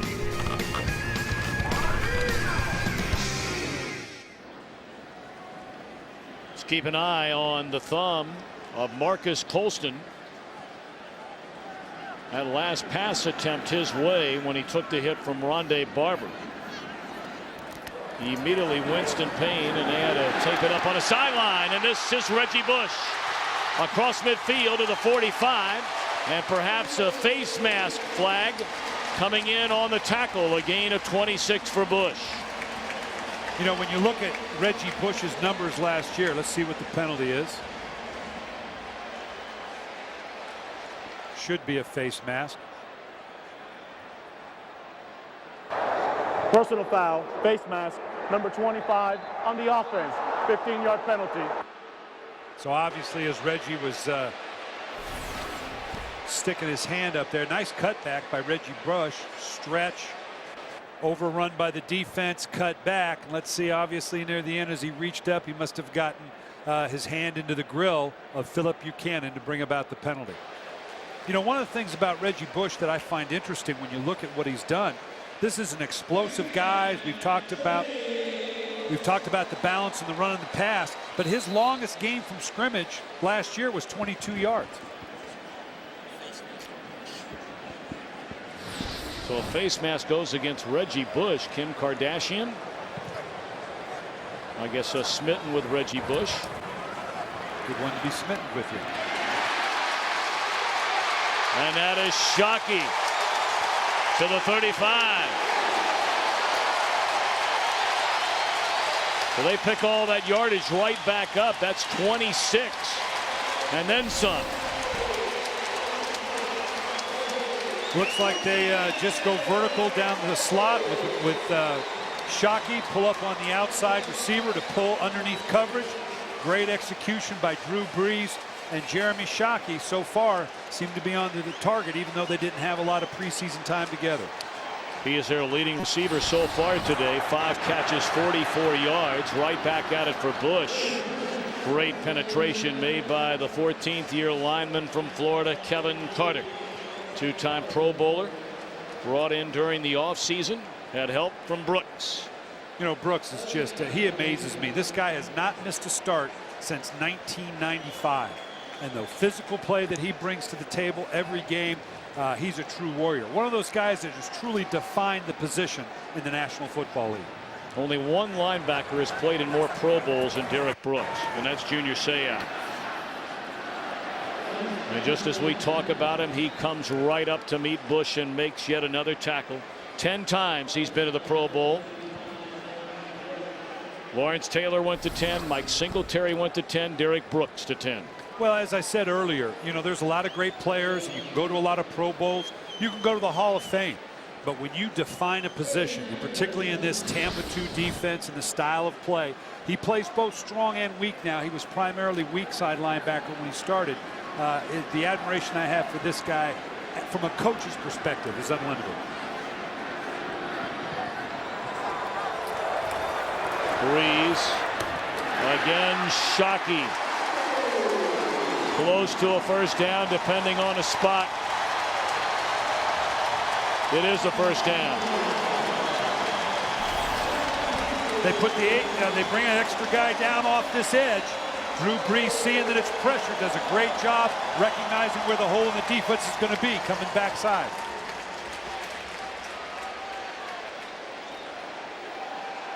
Just one more piece in all this weaponry that Drew Brees has to work with.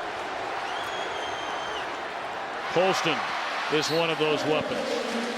And that's exactly what's going to happen. You see Jeremy Shockey come out and play make a play or two. Defensive coordinators have got to decide, okay, I got to take Shockey away from them. That's going to leave plays open for a guy like Colston, Marcus Colston, who's really one of the dynamic young receivers in this league. He's the happiest guy in New Orleans that Jeremy Shockey's now on this football team. Second down and 5. Saints down 3 with under 5 to play in the third quarter. Pierre Thomas for a first down to the 11.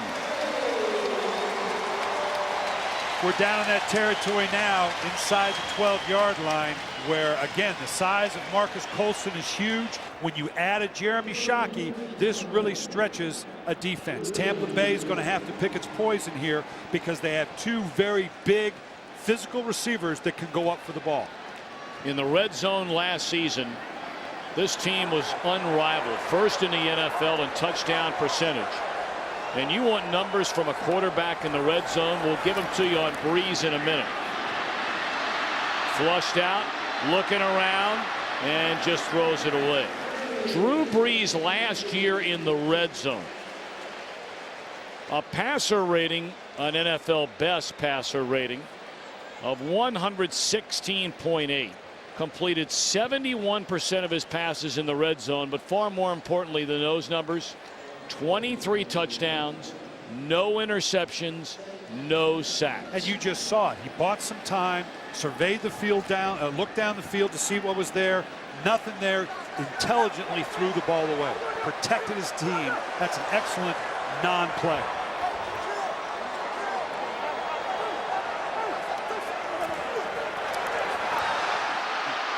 He is sacked in the red zone, however, this time.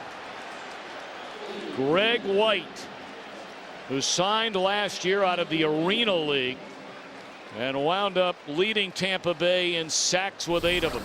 Well, they brought Greg White in to balance Gaines Adams. Kevin Carter, obviously on the backside of his career after 14 years. They're trying to find a spot for Greg White to give that balance to Gaines Adams to bring pressure off the edge. 3rd and 16. They need to get to the 3-yard line to convert. Pump fake one way to Bush the other. What an open field tackle made by Albert Mack, the rookie who made such a tremendous impression during the preseason. He's a great story, an undrafted rookie out of Troy, and that's his first big play in the NFL. Well, this is definitely a win for the Tampa Bay defense. New Orleans did a nice job converting on 3rd down, moving the ball down the field. Once they get in that scoring position, you just ran off the stats of how good this offense is in the red zone. To hold them to 3 in this situation has got to be a win for Tampa, notwithstanding the drive that put them there by New Orleans. Timeout, Tampa Bay. That is the first charge timeout of the half. Well, Tampa Bay had to spend a timeout because they had a player that wasn't going to get off the field in time. Yeah, and that, fortunately, they avoided it with the timeout. A game-tying field goal try coming up by Martin Gramatica from 34 yards. If you're each coach, how do you feel about what just happened? Well, if you're John Gruden, it's a sigh of relief because your defense held and didn't give up 7. Sean Payton's thrilled to death to have a score. He's high-fiving everybody, but you know he's frustrated. Gosh, we needed a touchdown here. Gramatica came on for the final 3 weeks of last season to kick for the Saints. This is his first try this year, and he still hasn't missed. Hit on 5 of 5 last year, and he's just tied it up with 2:49 to play in the third from the Superdome.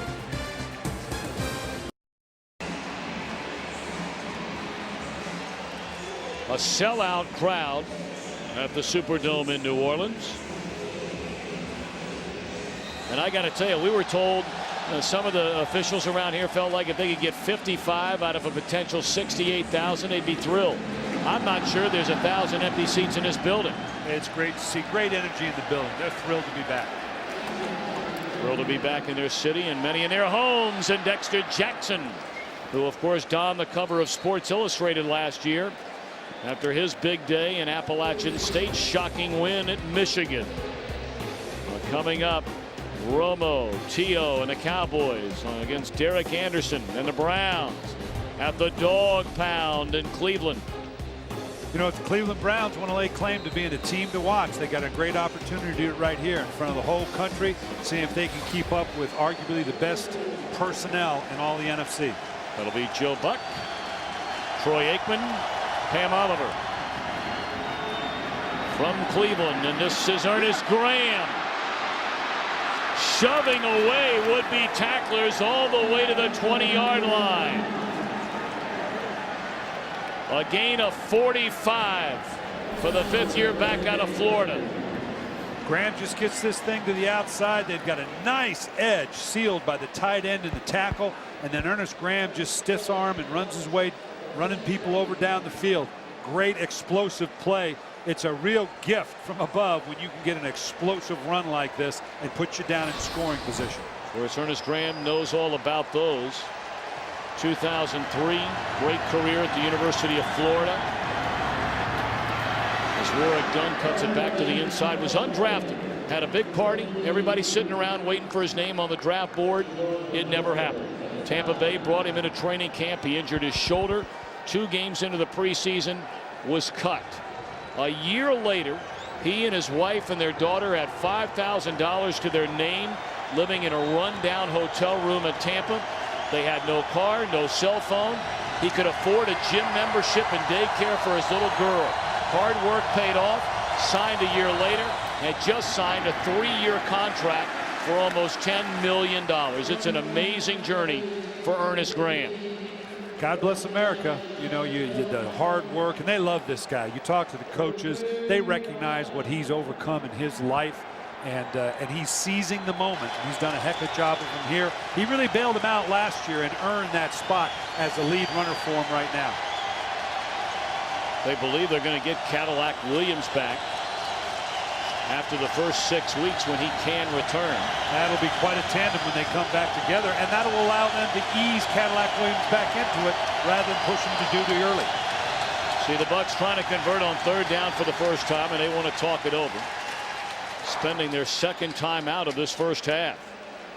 You know, if I'm John Gruden, you're going to obviously do everything you can to convert this. It's going to be a good, tight game, so obviously you'll take the 3.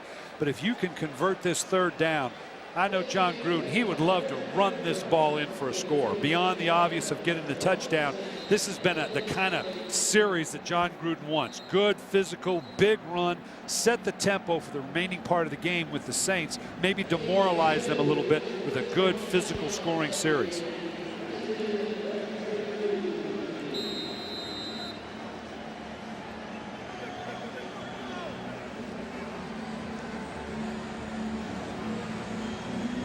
We've just received word that Derek Brooks has tweaked a hamstring, and his return questionable for the Buccaneers. 3rd down and 5 in a 10-10 game at the Saints 15.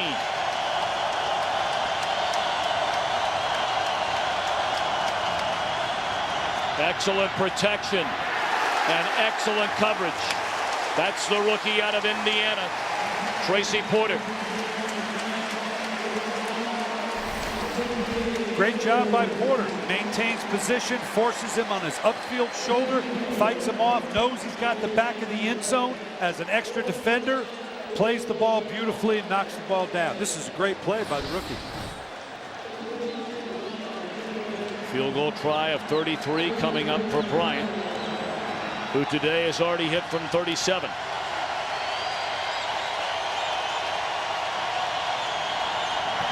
Good snap, good hold, good kick.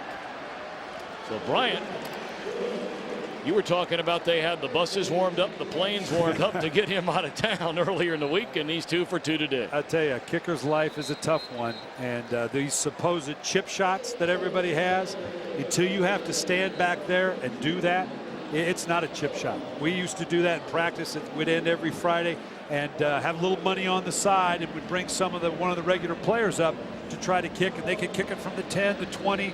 It's amazing how often you won't make that. So I did it to give the guys an appreciation. You know what looks like a chip shot to you when you actually have to do it. This guy gets paid to do his job as well, and it's a tough job. Well, if you're just joining us, a 13-10 count. New Orleans went down the field on their opening drive, spanning 81 yards on a 39-yard touchdown pass to David Patton from Drew Brees, but then under heavy pressure, Brees intercepted by Phillip Buchanan, who returned it 26 yards for a touchdown. And it's been field goals ever since. 2 by Bryant of Tampa Bay, 1 by Gramatica of New Orleans here in the third quarter, and that little one is hoping the Saints can do a little bit more than they've done on offense.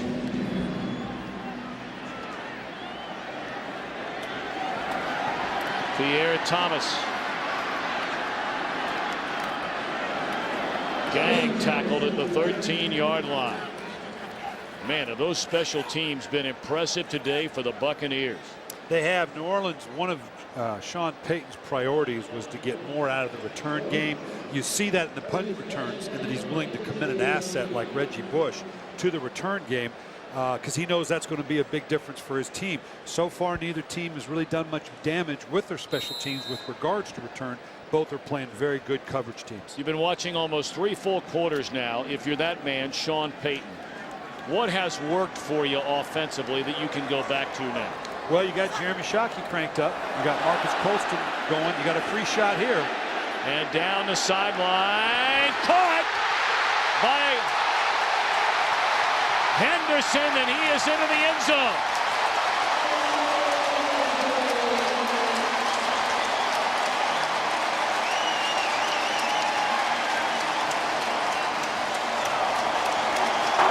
Offside, the defense, penalty is declined, resulting play is a touchdown. The first catch of the day for Devery Henderson is an 84-yard touchdown.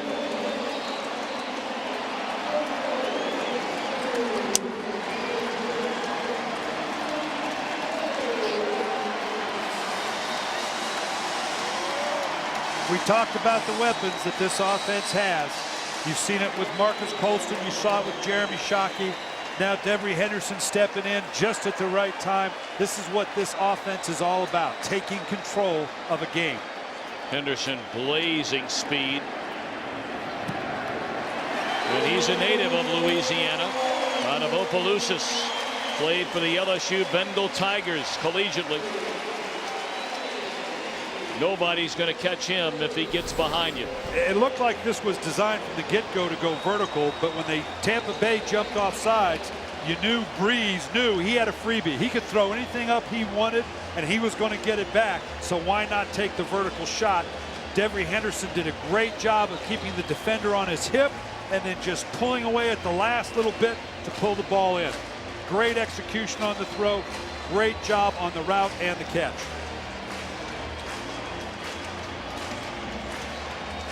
Career long touchdown reception for Henderson. And Drew Brees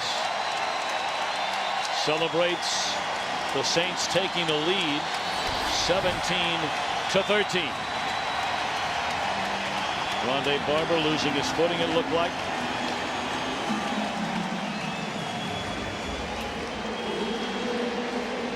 Tampa Bay team traditionally known not to give up a lot of big plays defensively.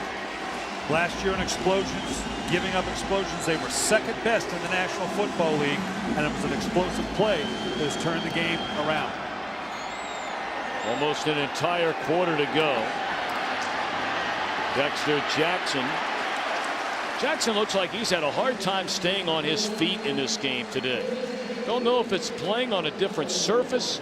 Collegiately, you play on far more grass fields. You do in the NFL as well, but he just looks like he's had a hard time. In fact, he's been taken down a couple of times in the punt return game. You know, a lot of times you have with young return guys like that, they just haven't matured yet. You're talking about a 5'9", 182-pound rookie. Got great speed, but that physical maturity to step out of something like that, that's going to have to come with age.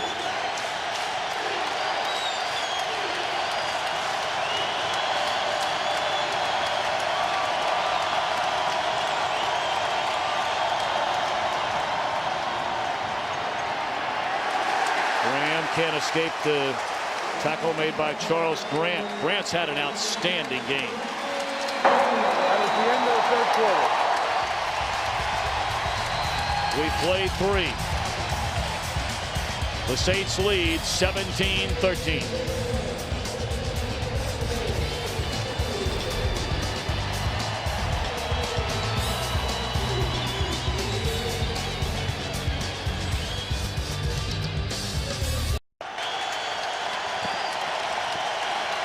Yes, they're letting it hang out a little bit in the Big Easy after a rough week.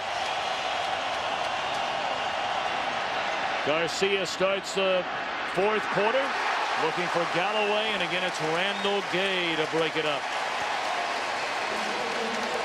Great play by Randall Gay. He has been in this league long enough, primarily as a nickel guy up in New England. But there again, with the great speed of Joey Galloway, keeps him in just the perfect position, maintains contact, times his jump over the top so as not to interfere. You can put your hand on a receiver as long as you don't alter his path, you're fine. 3rd and 9.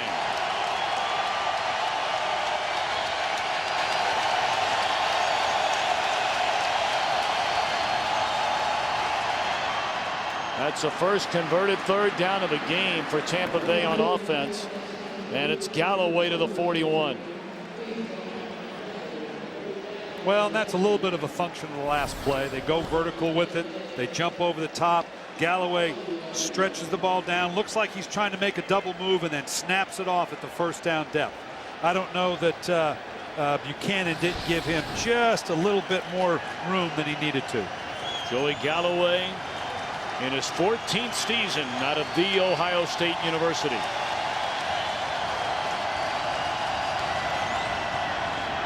Hilliard escapes one tackle, crosses midfield, is wrapped up at the New Orleans 47 by Roman Harper.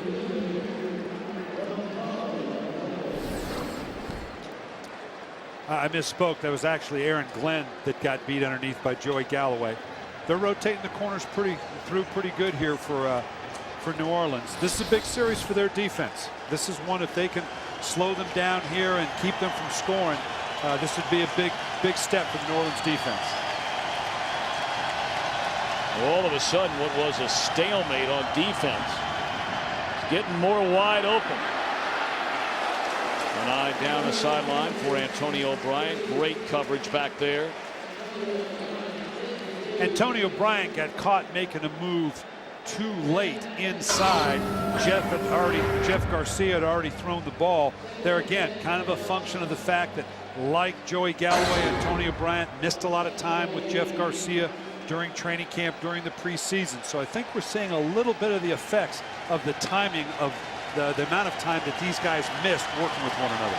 Looks like some kind of physical problem for Randall Gay. That's why Aaron Glenn, number 31, is in the game.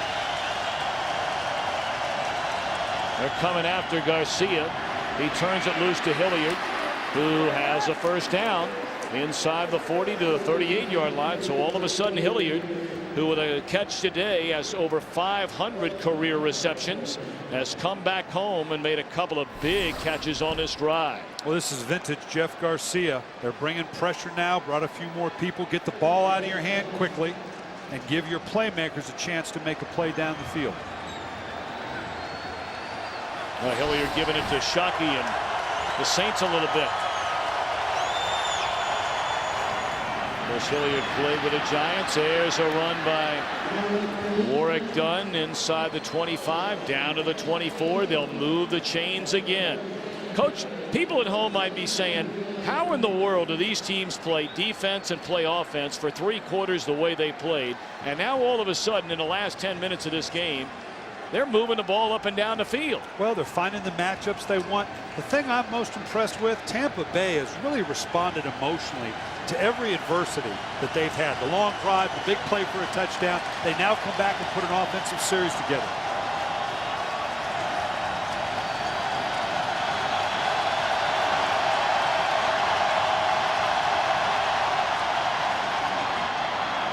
Graham still tiptoes along the sideline, and they're going to spot that ball close to the 5-yard line. Now Jeff Garcia came back and made this exact same check in the first half. Saw something about the defense that said he wanted to escape that back out into the flat. Did the same check, came right back to Graham, and got a nice big play out of it. Again, this is the veteran play of Jeff Garcia, orchestrating the offense the way he wants it. It's got them first and goal on the 5-yard line. We talked about all the rushing yards for Graham last season. Bear in mind, he was their 3rd leading receiver with 49 receptions. 9th play of the drive, thrown away by Garcia. Chased by Bobby McRae. First time we've called McRae's name today. They brought him in to try and create more pressure on the quarterback, something they direly lacked a season ago. And we've seen that pressure come to bear. There's another play by Jeff Garcia, much like we saw Drew Brees in this same position. Throw the ball away. Don't turn the ball over in the red zone. Don't take points off the board. 2nd and goal from the 5. Graham plows forward inside the 2. 3rd and goal. Decision time for the play caller. That's the head coach, John Gruden. You did the same thing. Yeah, I think in this situation, he's looking at his chart right now, and it's less about what you want to do. It's more about what do you think the Saints are going to do in this situation. Do they pressure? Do they go passive? Are they vulnerable to the run? He's got a good beat on what the Saints do in this situation, and we'll see what he's got dialed up for. They look configured right now to maybe do a quick sprint to the right, a vintage West Coast play.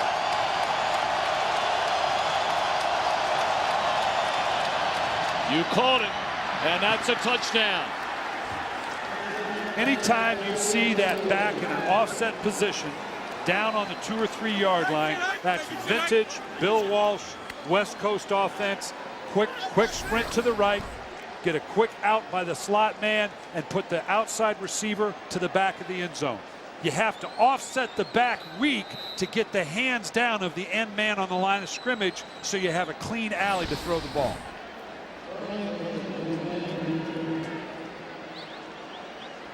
Mike Hilliard with a touchdown reception at 3 big catches on that drive. The point after is good, so Garcia taking Tampa Bay straight down the field after the 84-yard touchdown to Henderson gets Tampa Bay into the end zone for a 3-point lead. John Gruden says, all right. Today's game on Fox is sponsored by Toyota, moving forward. By Lowe's, for all your home improvement needs, Lowe's. Let's build something together. By BlackBerry. And by Budweiser American Ale. Sip, savor, repeat. So starting with, you want to create an open lane to throw.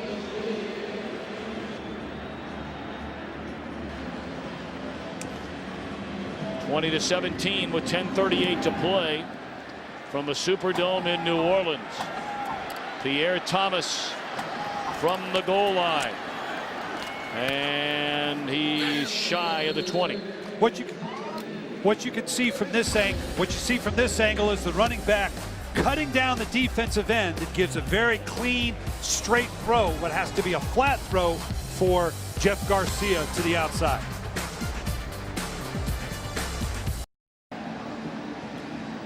Both offenses, both quarterbacks beginning to warm up a bit. See Garcia, 19 of 30, 170 yards. 267 for Breeze. That interception was a big one. That was returned for a touchdown in the first quarter by Phillip Buchanan of Tampa Bay. So with under 10.5 to play from the Superdome in New Orleans, the Buccaneers locking up with their NFC South rivals New Orleans, a 20-17 lead. And that's exactly what you've got. You've seen the big plays by New Orleans. You've seen the methodical drive and the good defense by Tampa Bay. At the end of the day, through it all, it's a 3-point ball game. 2nd and 6. Dropped off by Breeze to Reggie Bush. Got a block and is into Tampa Bay territory at the 47. Boy, Gaines Adams is screaming at an official, claiming he was held, and he certainly appeared to have a point.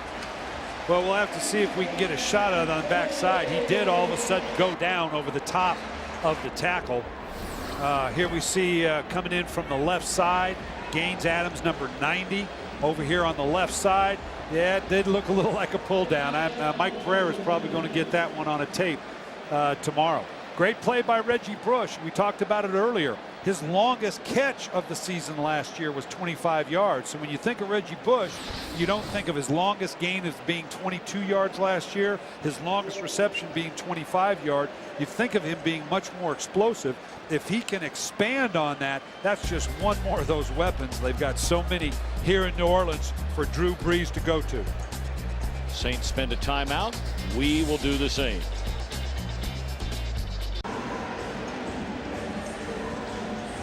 Derek Brooks, a tweaked hamstring. His return questionable. He's cheering on his teammates from the sidelines right now. Matt McCoy, number 50, a fourth-year linebacker out of San Diego State, has replaced Brooks. They throw it to the side of the field where Brooks would have been, to Reggie Bush.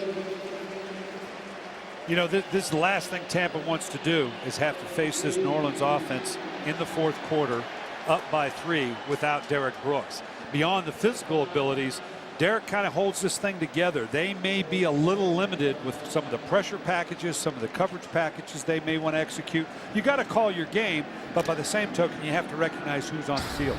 Playing today in his 209th consecutive game, his 193rd consecutive start as Brooks. Bush nowhere to run this time, and that was McCoy, his replacement, Brooks's replacement, up there to make the stop. I mean, you think about Brooks starting today, his 193rd consecutive game, of course the longest streak in the league. The 254th consecutive game started by Brett Favre today. Astonishing, especially at those positions. Yeah, particularly for a defender. This would be classic Jeremy Shockey down in distance right here with a 3rd and 5.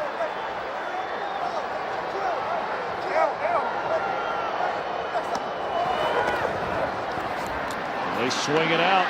What a catch by Bush. Into the open field, beats Phillips. And did he get in? No, run out of bounds at the 1. Touchdown, they're saying now.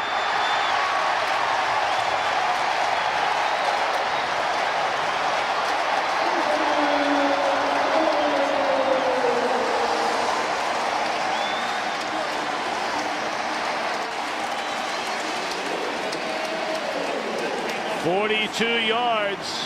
What a catch by Bush.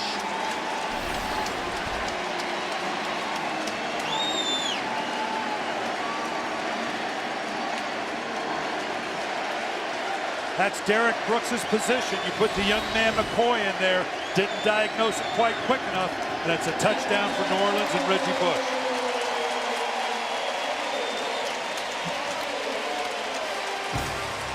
So Reggie, he's going pretty good right now on a number of fronts.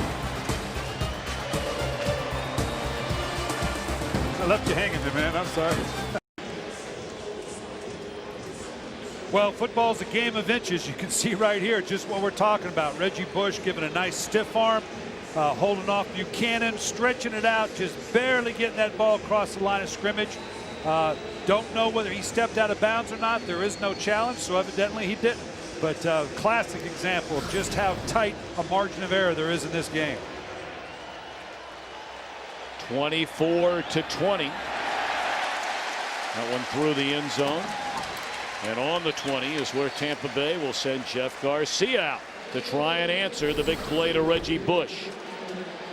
Well, again, the young man McCoy, the linebacker that's in for Derek Brooks, kind of gets sucked up in to the line, tries to make a stab at it there. The explosiveness of Reggie Bush making a nice move back to the inside here. Reaches up and stiffs arm Buchanan. Stays in bounds and gets it into the end zone for the touchdown.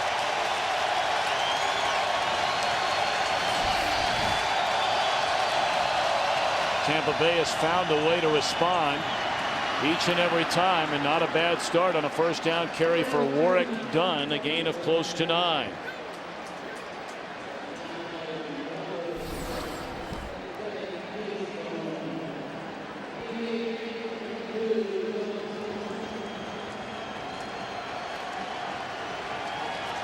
Great example there of showing how the ups and downs of this game and the emotional roller coaster you're on when you're in the National Football League. Done again, and that's good enough for a first down out to the 32.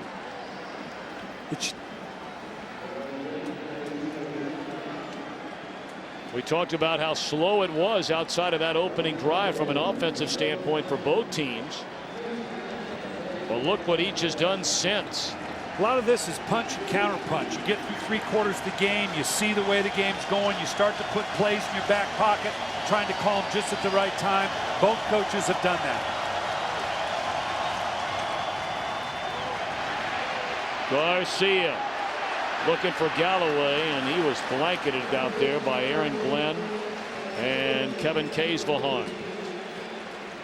Glenn looked like he pulled, or Galloway pulled up, looked like he didn't think the ball was going to be thrown. I don't know whether he saw the safety over the top, figured Jeff wasn't going to throw it. He pulls up looking and now reacts like, oh, wait a minute, you actually threw the ball.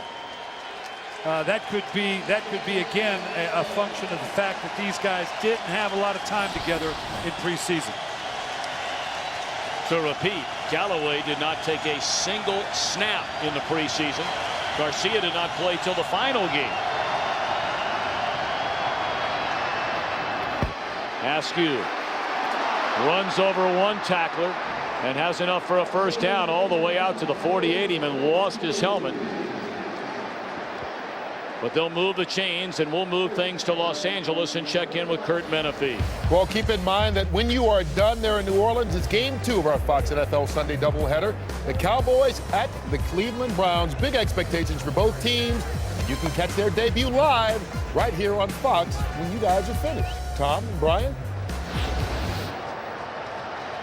Very much looking forward to that one. Kurt, thank you very much. That's coming up next for most of you in game 2 of our NFL on Fox opening weekend doubleheader. Garcia just throws it away.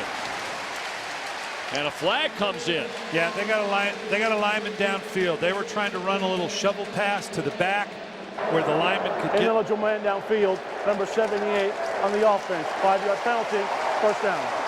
Once Jeff couldn't get the pass off, he had to recognize that he had a guy downfield.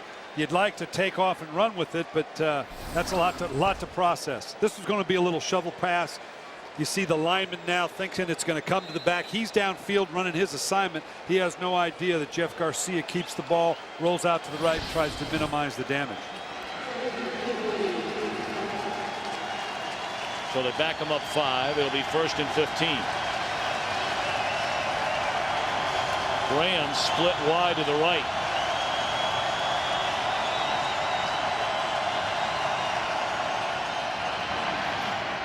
Galloway to the 45. Got 4 yards back. 2nd and 11 upcoming for Tampa Bay as the clock rolls close to the 5-minute mark from the Superdome in New Orleans. Aaron Glenn, even after 14 years in this league, shows you he can read and react and come up, make a good physical tackle on Joey Galloway. Glenn just signed as a free agent from Jacksonville, is a 3-time Pro Bowler, and he is playing right now for the injured Randall Gay.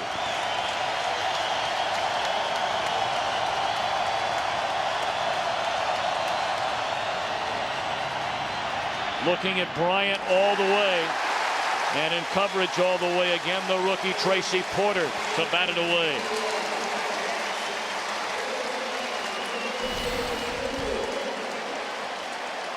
Just basically trying to use his size, bringing a slant to the inside. And there again, I tell you what, this young man Porter is showing me something as a rookie. Played off the hip of Bryant very, very well. Nice play on the part of the rookie. Perhaps the single biggest play of this game with less than 5 to go. And they better hurry up. Yep, gotta get a timeout.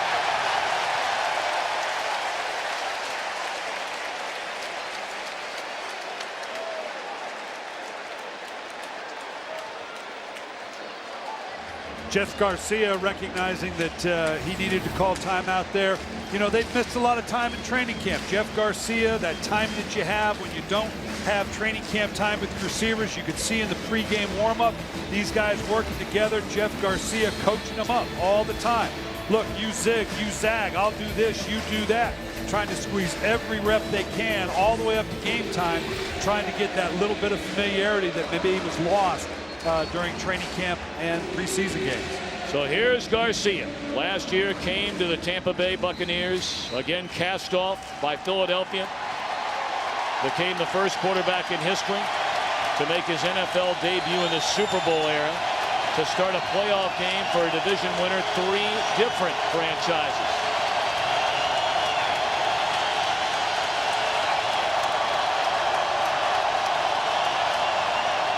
Third down.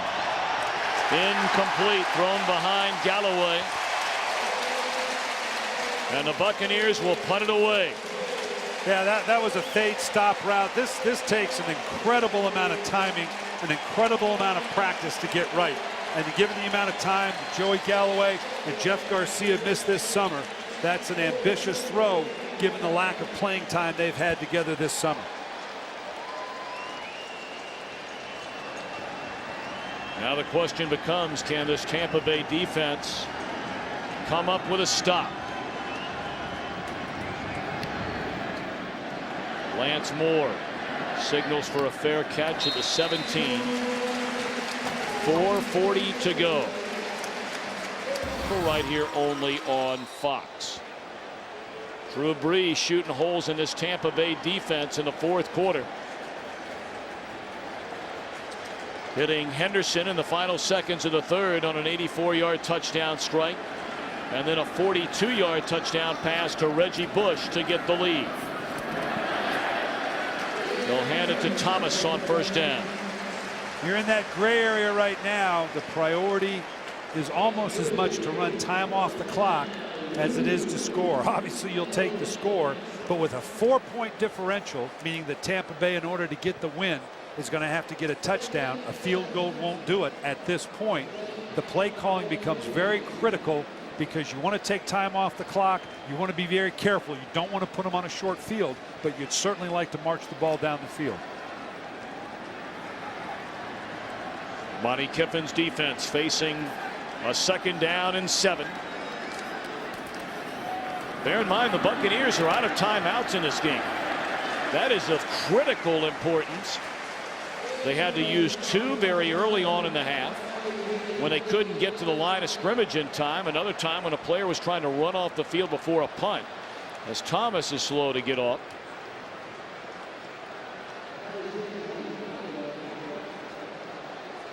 Now you can see here just what you're talking about, Tom. Tampa Bay's got no timeouts. That's going to be critical.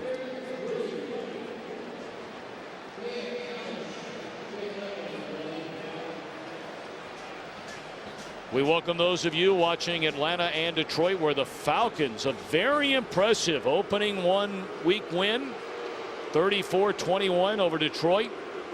I tell you what, with a rookie quarterback, Mike Smith, the city of Atlanta's got to be excited about that win. Detroit got to be very disappointed after a 4-0 start in preseason, and now 0-1 to start the season. Detroit's got a lot to fight back from. You're listening to Brian Billick, joining us in the booth for the first time this season after leading the Baltimore Ravens to a number of playoff appearances and, of course, a Super Bowl title. I'm Tom Brenneman for our Fire Fox Sports crew. What a game it has been.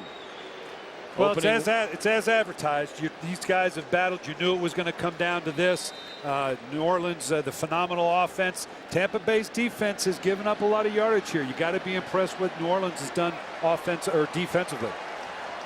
Very quiet in the first half offensively, but things have certainly opened up here in the second stanza.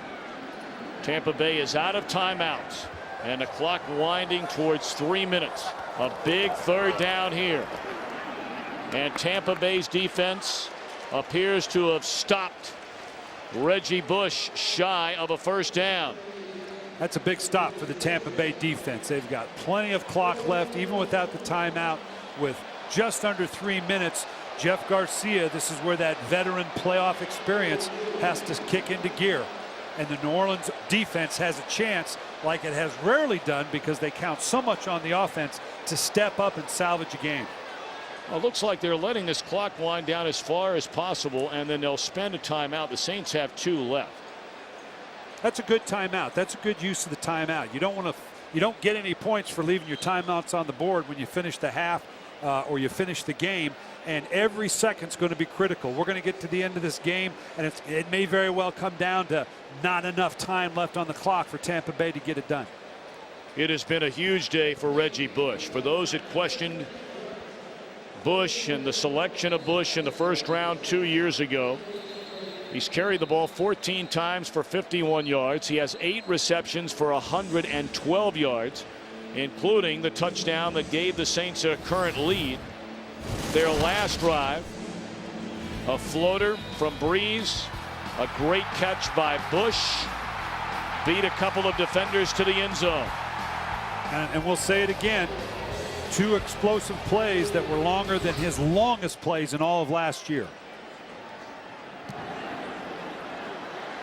Short punt. Dexter Jackson up to get it. This guy can fly, and he's out to midfield. Wrapped up by Josh Bullocks. So with 2:24 to go, no timeouts left. Fabulous field position for the Tampa Bay Buccaneers. They need a touchdown. A field goal won't get it. Well, you've got the full playbook here and your full play call sheet because you have plenty of time. Jeff Garcia knows how to keep a consistent tempo. Lots of time. You're going to get the break in the 2-minute break when we get down to that as an extra timeout, so to speak. So you got everything at your disposal here. Over 400 and nearly 40 yards of offense for the Saints. Garcia would like to tack on 50 more for the Buccaneers. Antonio Bryant across the middle. That's a first down to the 39-yard line. And that will take us to the 2-minute warning, or will it? Garcia's trying to hurry him up to the line of scrimmage. He'd like to get into the playoff before the warning and use that timeout.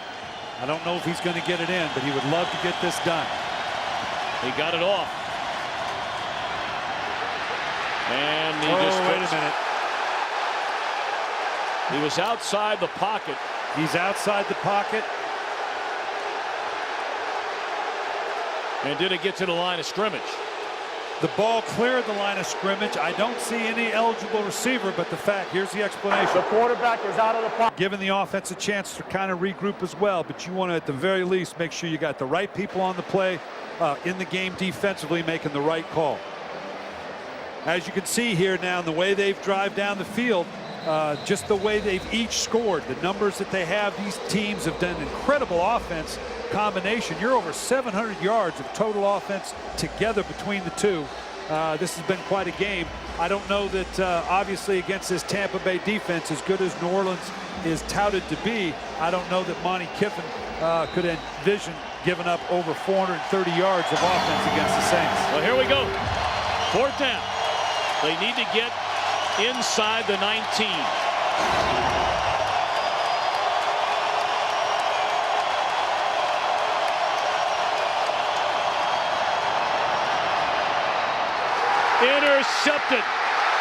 by Scott Fujita. And after a rough week in New Orleans, they celebrate.